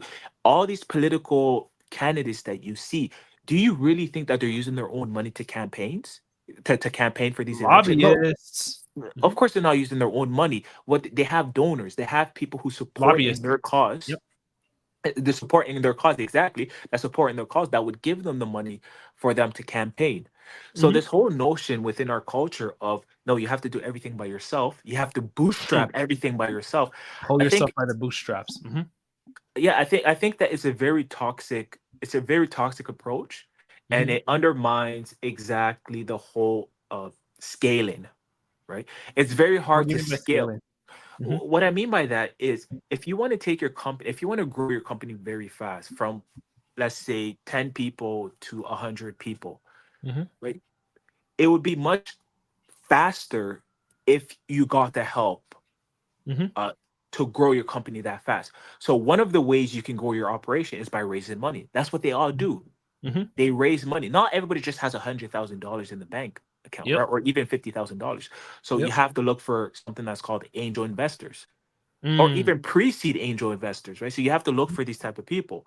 But Mhm. some people will be like, well, you don't have the money, I guess it's not meant to be. No, Mhm. it doesn't work like that. People, it never worked like that. Mhm. Even, what's so funny, even back then, let's say Christopher Columbus. This is a very good example. When Mhm. Christopher Columbus went and discovered America, do you know Mhm. where he got that money? Because it costs money, right, to take that Oh, I boat never and thought to about it. try. Go on. Yeah, it costs money to take that boat to go to the America. For all that operation, your men, the equipment, the food. You don't even know if you're gonna even land in America. So how are you gonna sustain yourself, right? So he had to raise money, and he Mhm. raised money from the kingdoms. Mm. So it was the Spanish kingdom that gave him the money, the startup costs for him to go sail and go find the America. Of course, back then it was pretty sad because they had, where did they get that money?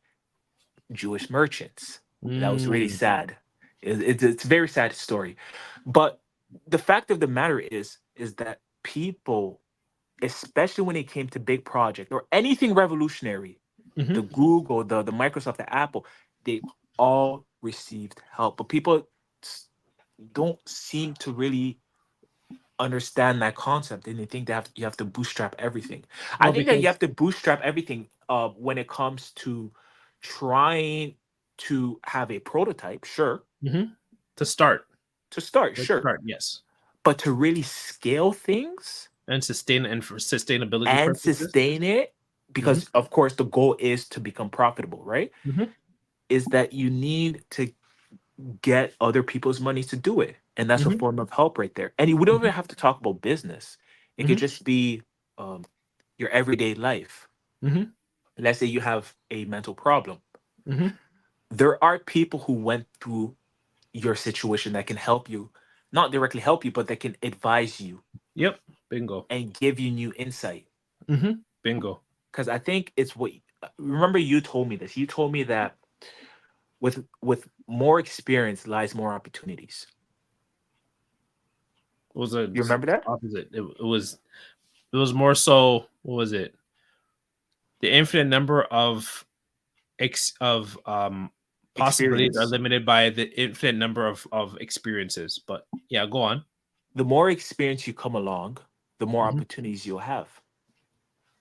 So if you're exposed by more people, of people who are like-minded, people who Mhm. probably gone through the same thing you Mhm. went through, Mhm. then you're working within the domain of people who can possibly provide you more opportunities with the things that you need to know. Mhm. So I think that our culture needs to change in regards to how we approach work.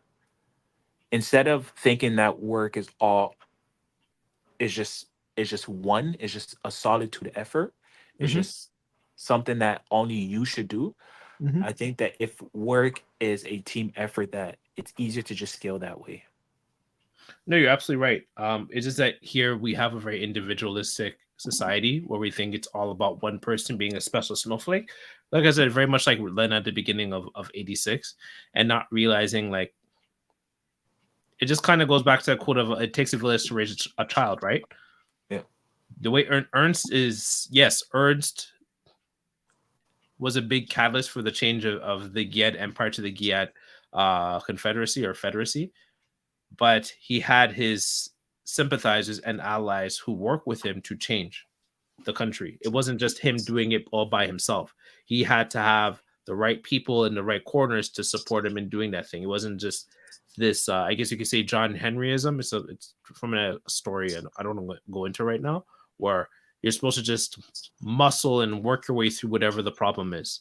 And I think that's where we have Mm. a lot of people thinking like, "Oh, I'm dealing with a systemic issue where I work, or or in terms of my family, whatever it is." And it's like maybe it's not up to you to change it. Maybe Mm. that system wants to sustain itself and perpetuate itself. Or if it does, it will allow you. Or you have to have the other like-minded people who want to see that said change, right? Um, I have a question to ask you, not to interrupt you. no, go ahead. How do you know when you should change a system? Because given your experience, you've been put in a position where you've noticed the working of the system and you decided not to change it. So how do you know when to change a system and that, I think this is worth the effort? Good question. Because you know when it's not worth the effort. Hmm. Yeah. Good question.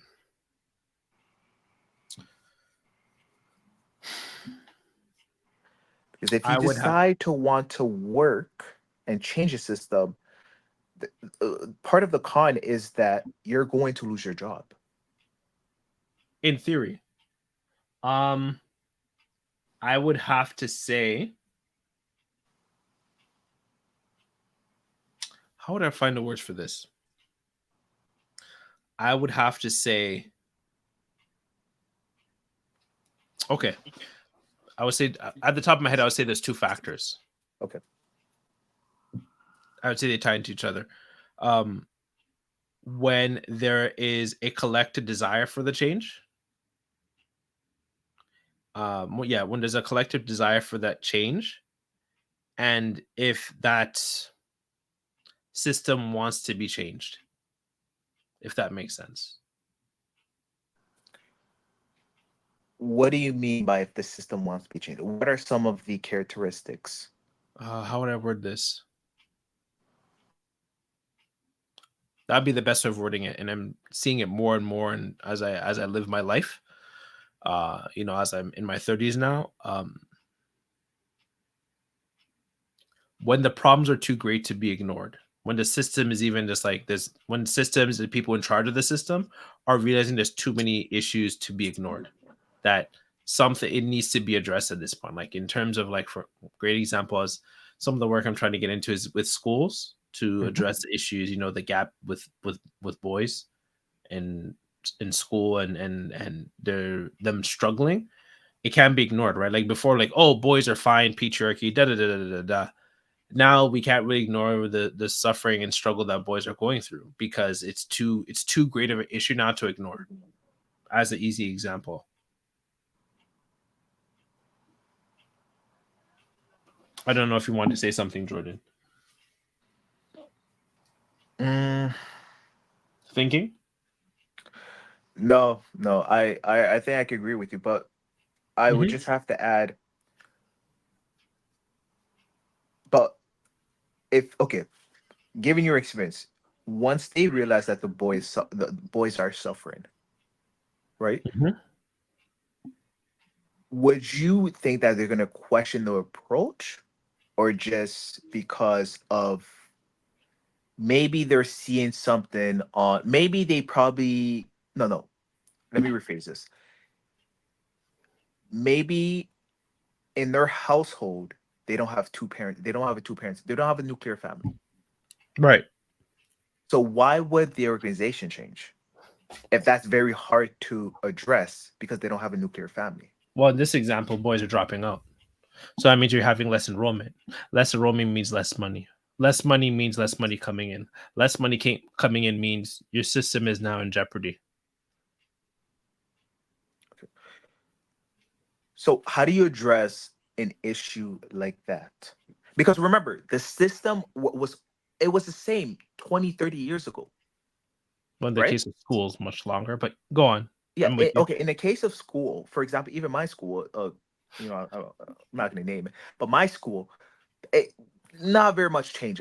I was looking at the reading materials, and we're still reading things that's back in the 1990s.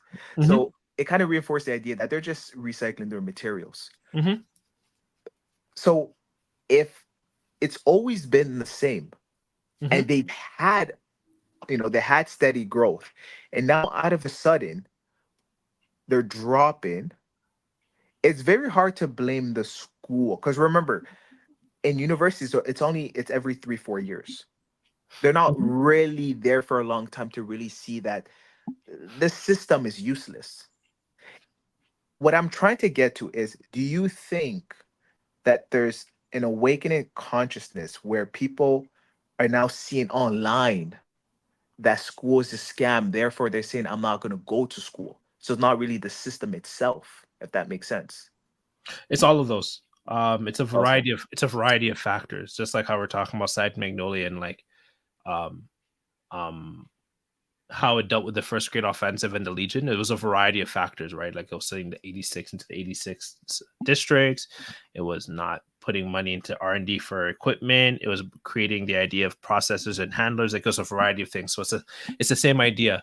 And when it comes to like, for instance, the school system, it's a variety of issues that are culminating in terms of where we are today. So really, the only thing that the way to address it is realizing like, okay, well, if we continue this direction, this system will not be able to sustain itself. And the system wants to continue itself, but things have to be done differently because the way things are being done, it doesn't really work. okay. That's what I would say to that. It's the same thing, like even in terms of my wife and I addressing like some of the African and Caribbean culture aspects that we don't like, me being half African, half Caribbean. Um, we had some really to have some very intentional conversations on what we want to keep and what we want to leave behind, because too often we just kind of, for us as individuals, we sustain certain systems Mhm. just by virtue of how we think and act. We don't really think about it. I would say that's even more so within African culture. We tend to just do things for the sake of, oh, well, my mom does this, so therefore I'll do it, or my dad does this, therefore I'm going to do it, without really thinking about why we're doing it or if that thing we're doing is harmful or not. We just do it, right? And so now we become agents of said systematic issues. We're just doing it for the sake of it, rather than taking the time to reevaluate if this thing makes sense or not.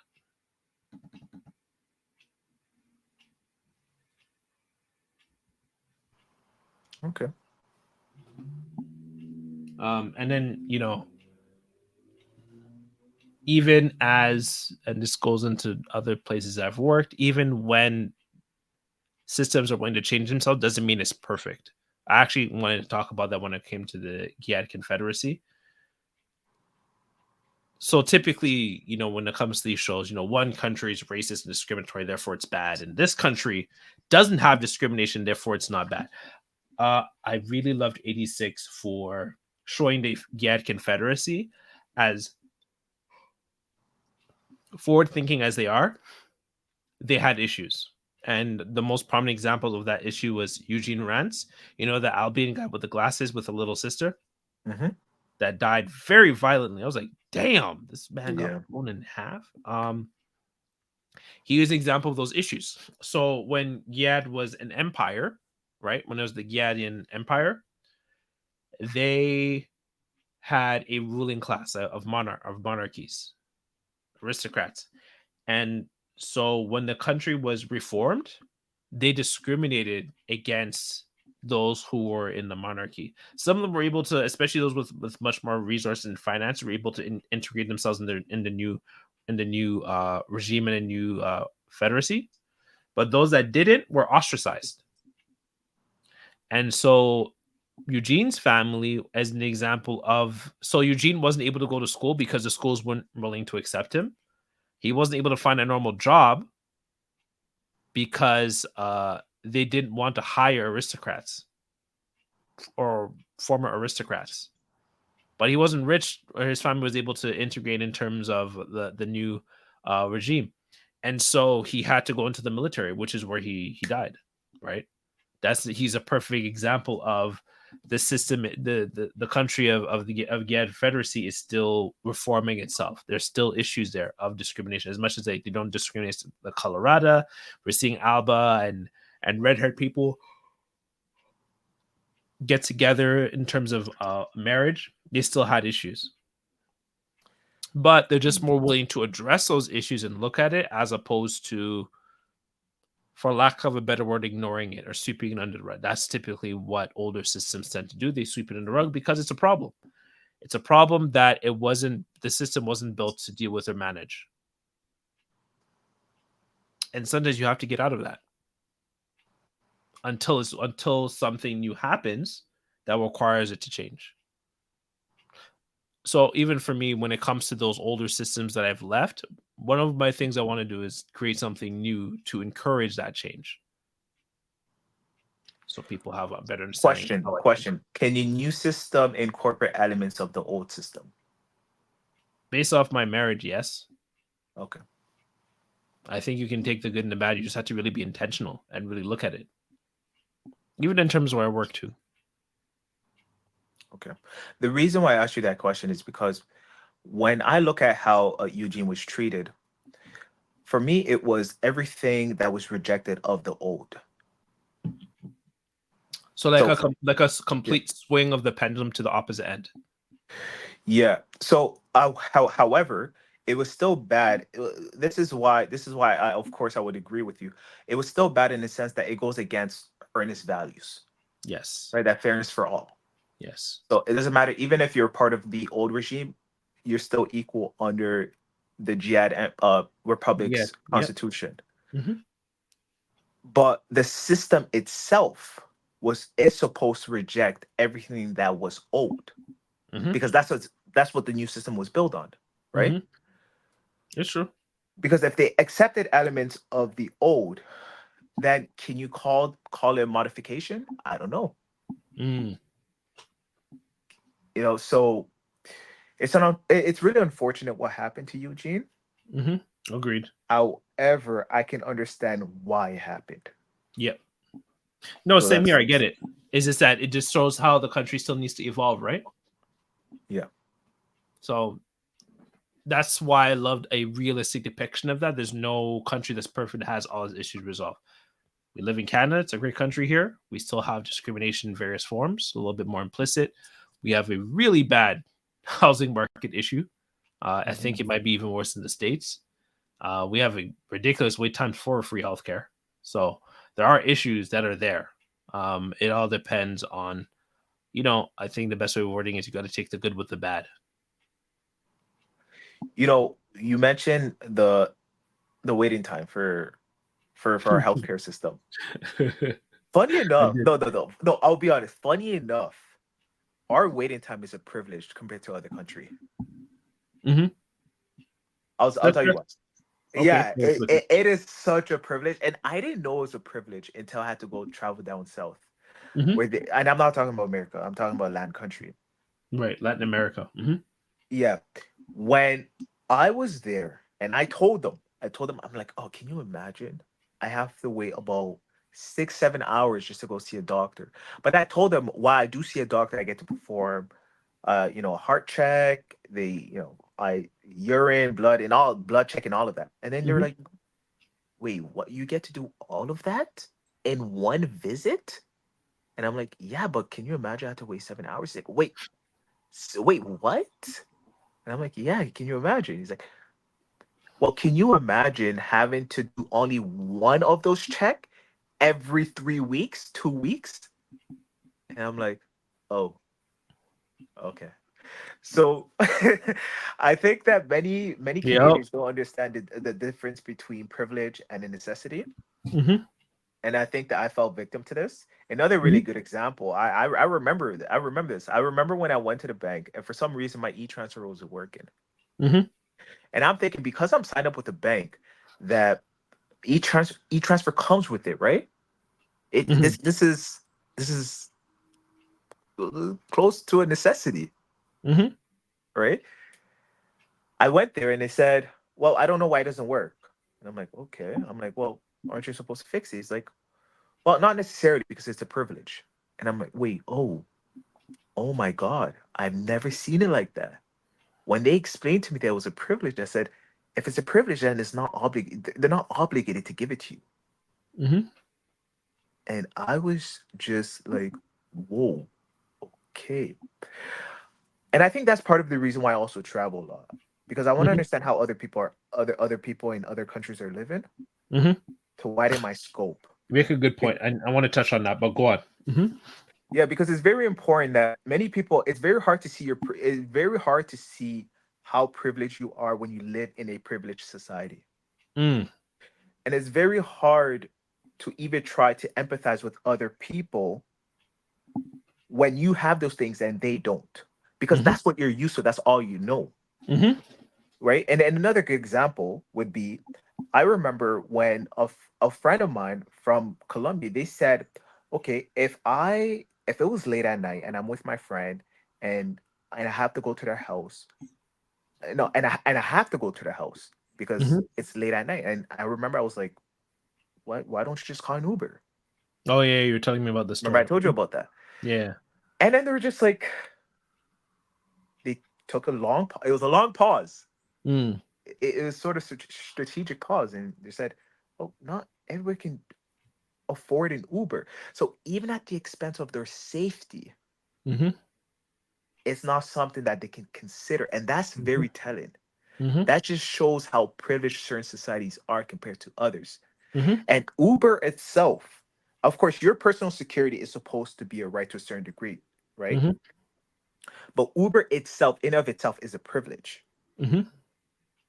So just the fact that that was that's one thing that I witnessed.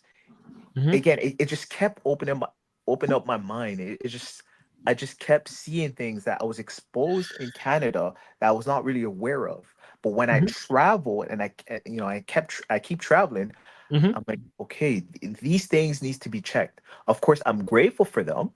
I'm completely grateful that I can do a lot of things that many people can't. Mm-hmm. But it's also important to know that others don't have, so you don't come Well, off insensitive. no, you're right. As much as I don't agree with the guys from Fresh and Fit podcast, they're just a bunch of clowns. Myron had a really good quote. It was privilege is invisible to those who have it. 100%. To kind of, I'll segue into one of the things that you pointed out, but people often talk about Kevin Samuels in terms of the average at best video and like dogging women. But the video that had the biggest impact on me of his that really pushed me in terms of content creation and all the things I do in and outside of content creation, the community work I do, the way I advocate for or have certain conversations with people when it comes to men stuff and masculinist perspectives is he had a video called Things Your Father Should Have Taught You. And I was like, Mhm. well, what is this? And when I decided to watch the video, I remember like it kept coming up on my feed. This was like years ago. This is back when he was alive. Still kept coming back on my feed. Kept coming back on my feed, and I was just like, "What's this video?" Right? Even the thumbnail, I found it crass. I was like, "No, whatever. Looks like it's gonna be stupid." But I was like, okay, let me. Like when like the algorithm, like when YouTube just keeps putting something on your recommend, you're like, you know what? Let me just watch this. Yeah, and sometimes they're fun. Those videos are nice. Right? And so I decided to Yes. watch it, and he was just really talking about some really simple shit. And I've talked about this a lot in my personal life. It was just like, if you're going to have a woman over, clean your toilet, wash your bathtub, don't leave shit stains in the toilet, clean your sink, make sure your place smells nice, do your laundry, have clean bed sheets, have clean clothes. This is how to put on cologne. And I was just like, why does this have 500,000 views at the time? Right now, it's probably close to a million, or if not, it's on a million. And I just didn't get it. And then I thought to myself, who's the one who taught you how to put on cologne? How did you know to clean the toilet before, when I was, before I met Deb? Like, how did you know to clean your washroom and to make sure you had food when Deb came over for the first time? Like, how did I know those things? It was my dad who taught me those things. I have a very emotionally involved dad in my life. He's sick now, Nice. but he was very, very involved with my life. And, we had a very close relationship, like I said, and going back on our episode on Rock Lee and Deku, Deku has All Might, Lee has, Rock Lee has, has, Might Guy. I didn't realize how much of a privilege that was. And I remember having a conversation with a friend, and he was telling me because he had a lot of coaches, had a lot of mentors through coaches, and they taught him, and also his now wife's dad has been a great role model for him. He told me, I wouldn't have known how to do any of the things I did if I didn't have those men in my life, because I didn't have my dad to teach me those things. And it was then I realized, I'm like, damn, I'm privileged. I'm very lucky. I did not realize that. There's a lot of men who are watching that stuff from Kevin Samuels, like, that's how you put on cologne? That's how you shave properly? I didn't know I had to clean my bathtub. To me, those things were very obvious because I had someone to teach me that. But if you were never taught that, how would you know? Right. Yeah. And so that really made me aware of my privilege. And that's the reason, that's really what, like, I wish I wanted to tell him, like, how much his content, like, had a positive impact on me in those regards. But, he passed away, what was it, last year? Unfortunately. But yeah, no, that stuff had a very lasting impact on me in terms of how I see, in terms of my own privilege as a man who grew up with a very emotionally invested dad. Uh, and to kind of segue back on just something that you said in terms of traveling, all the places I've worked, the people that I work there with who allow the system to perpetuate itself, even in terms of, like, when I look at African culture and whatnot, or any other culture or system, is that the people are the way it's able to sustain itself, because the people, the individuals, the all the agents within said culture and system, they've never been anything outside that system. And so because it's the only thing Mm. that they know, they themselves also perpetuate that system. It's the only thing that they know. Me moving here in 2015, I never grew up in a community center and then ended up working there, because that's usually what happens. You live, you're a kid, you go there from elementary school to high school, then you graduate, then you end up working at said uh agency, charity, community center, whatever it is, and it's all you know. I met quite a few people who that's the only place they've worked their entire life. Right, you hire them back in high school as like a camp counselor, and then they graduate to a community worker, and so that's all they know their whole life. So they don't think about bereavement when their coworker passes, because they've never seen that before. They don't know anything on, and they don't know anything outside of that. So even for them, they can't advocate for those stuff because they don't know that thing even exists or even is supposed to be a thing.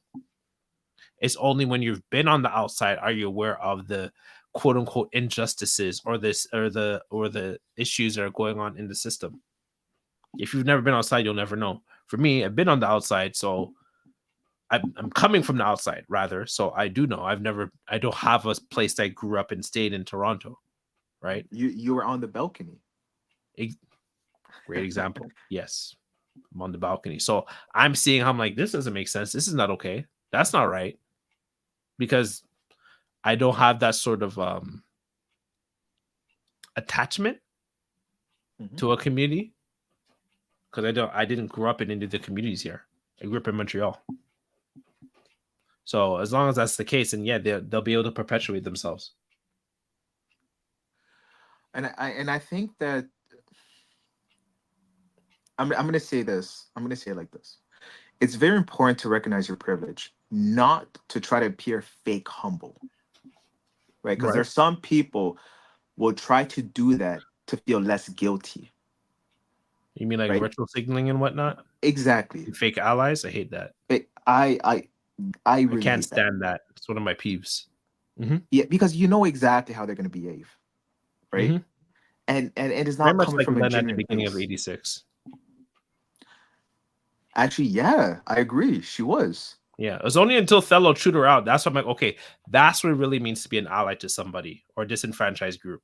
When we're able to, as you said, recognize your privilege Yeah. and address and advocate, not just, oh, poor them, they don't know, they're they're being discriminated, I need to just be a kind person. It's like, are you really being kind? Are they looking for your empathy? Are they looking for your pity, or are you trying to help them?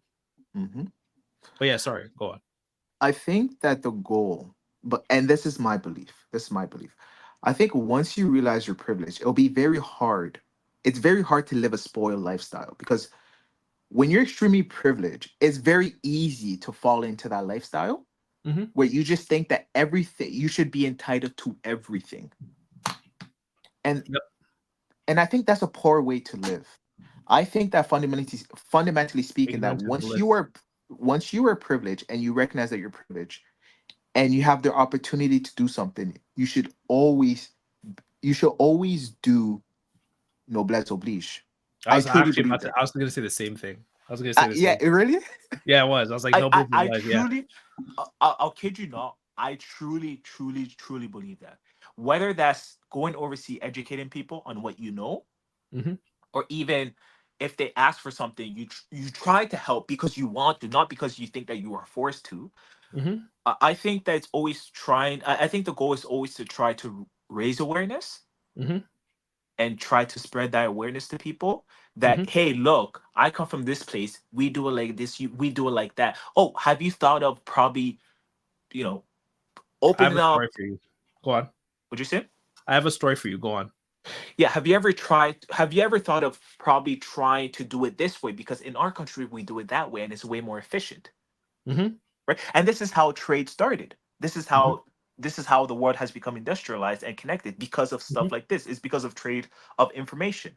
Mm-hmm. So I really truly believe that once you realize that you're privileged, you should always be a part. You should always do noblesse oblige. And I Mm-hmm. think that what Fit and Fresh are doing, Fresh and fit, but whatever. Fresh and Fit, yeah, I Mm-hmm. think what they're doing, even though I may not agree with their content, Mm-hmm. they're partaking in that for men.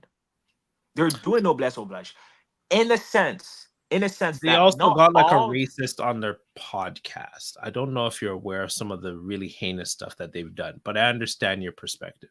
Yeah, of course, I don't agree with everything anybody says or does. But Mm-hmm. some of the things they did, especially in their early work, their Okay, the earliest earlier work, work makes more sense. I agree with that. I did watch them at the beginning when they actually had like accountants come on and lawyers come on.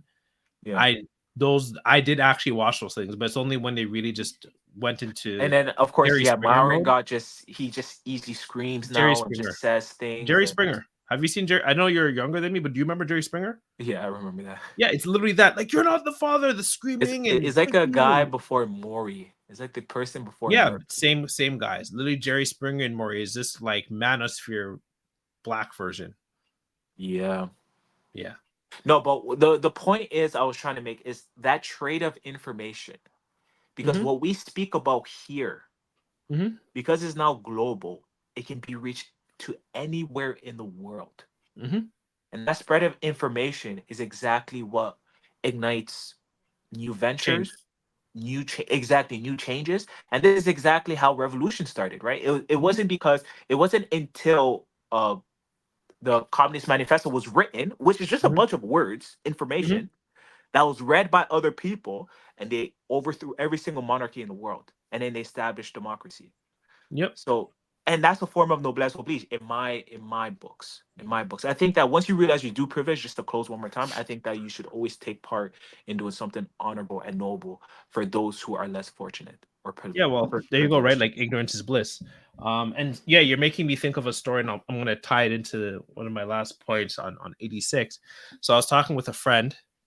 We were just we regularly have conversations about like men's issues and whatnot. And she's been very thankful for like the alternative perspective and able to provide her like looking from a masculinist lens in a lot of ways.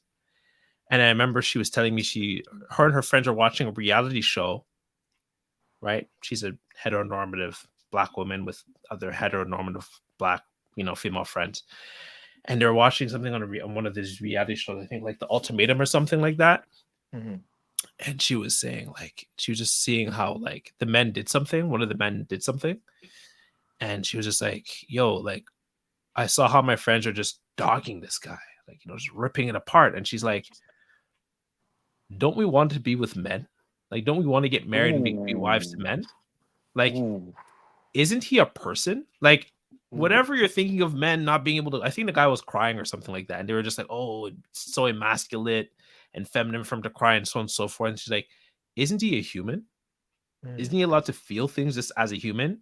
And as much as they want to argue with it, they had nothing to say about that. I was like, yeah, like what are you say? You're gonna say a man's not a human? You can't That's argue that. crazy. Like to Yeah. go, that's a crazy path to go down on. That no one wants to go down on because we know what that leads to. When you can dehumanize someone, that's crazy, right? And she's like, I'm not here to argue with you guys. I'm just saying, is he not a human? Can he not exhibit emotions, Mm. right? And it goes into what I want to say about Henrietta. At the end of the show, one of the things she said was, where is it? It was right here. Where's the quote? Yeah, there we go. She said, when you said, she's talking to Lena, this is Lena's best friend, Henrietta. Mhm. When you said you were going to do everything you could until the end, I stopped feeling as though nothing nothing I did would matter. It's not just me, other Alba too, I think. And that's when you saw more Alba were starting to join the military. They joined the 86th Squadron, so on and so forth. So just like how I had that conversation with my friend, and now her and I have a lot of, and this happens with a lot of the other Black women I'm close to, just having me just providing that masculinist lens. I'm not expecting them to be men. They're not. They're women. Like, we're not the same. People are not the same. It's a different life experience. We're able to have a dialogue and have certain conversations about issues that we're facing, and having individuals who culminate in terms of groups of people having more dialogue with other people.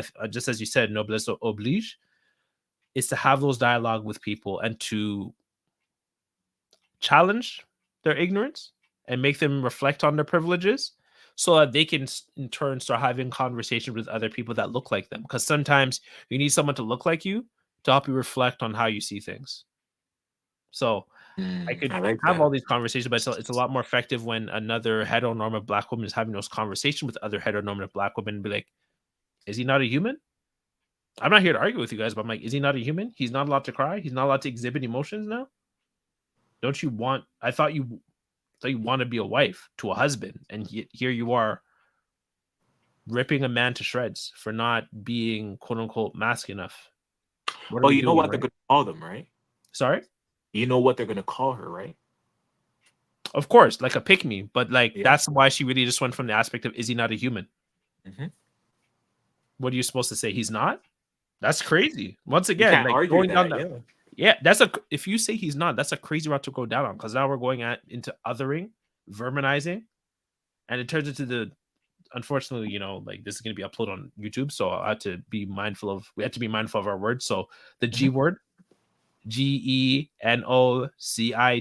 like that's usually what goes down that path, right? Hmm. So no one wants to go down that path. So is he not a human? And so that goes into, the last point I just want to say, in a sense of, as much as systems perpetuate themselves through the culture and whatnot, individuals are able to change that if they're able to work together collectively, and realize those issues. But it takes a collective understanding and a mutual desire for change. Grassroots is usually how it happens, or something new has to happen for something to change. It's not going to just happen because you want it to. It's a collective thing because it affects everybody. But I didn't want to make this episode too long. I don't know if you have any lasting points, Jordan, in terms of 86, and just like I said, like how we've been discussing this idea of addressing systemic issues and facing them. Mm, no, I don't have much to say. I would just end with, this was a very productive conversation, Absolutely. and it was very interesting to hear some of your take on it. I think one take that I learned from Mm-hmm. what you said Mm-hmm. was when you said, when someone passes away, Mm-hmm. in your in the community, Mm-hmm. when you used to work there, Mm-hmm. the money would go to the community, but it wouldn't go to helping you guys, the workers. Mm-hmm. So The that's one resource. key. That's, yeah. So the research. So that's one key information that I learned and I will take from today. That was really important to me. Yeah, no, it gets lost, right? We tend to, I think that goes into, I'll try not to make this too long, but I think this goes into the bad faith nature of that we see in terms of employee and employer, where Yeah. it's a bad faith, right? We just assume that they're gonna just lounge around and not do their work if we prioritize them, and they're not gonna prioritize the community. But more often than not, most people are actually good.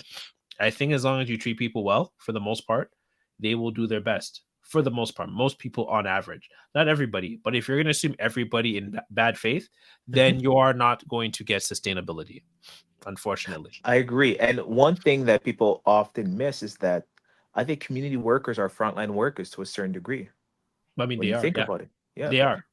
Yeah. And I the reason am. why I say, Whatever. Mhm. yeah, the reason why I say that is because, man, the amount of difficulties that you guys go through and you guys have to go through is, I can't even put that into words. Mhm. So You're right. no, thank But you. Thank you for the work, man. absolutely. And I'm looking forward to talking more about that.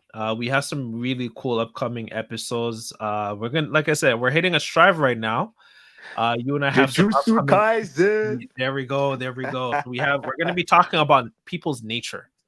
Um, through Gojo Satoru, Toji Fushiguro, and Nanami Kento. Nanami Kento being my favorite character. Everyone loves Toji and Gojo. We are going to have some really good episodes on them, and then we're also going to be talking about the dynamic duo that is another episode after that with Yuji and Todo. So I'm hoping that you guys are looking forward to that. We have some stuff coming up for you guys, and we have some looking forward to have some guests on the podcast as well. So look forward to it. Thank you for joining us for this episode. Um, like I said, 86. I really enjoyed this anime. Really hoping the A1 Studios picks it up again because I want to see further, manga adaptations adapt into anime. Like if they can do that, I'm covering the show. Like I'll drop everything. I really love this show. I want a, Mhm. in that show, if they do release a OVA, Mhm. I want them to go into the backstory of what do Shin? they call it, the color ride or Yeah. Shin, or even Yes. Shin, the history of Shin and the Ooh, that color would be ride people. good, That would be amazing. right? Yeah. Anyways, we can only hope. So I hope you guys enjoy the episode. Look forward to our upcoming episodes on Jujutsu Kaisen. We're out. Peace. Peace.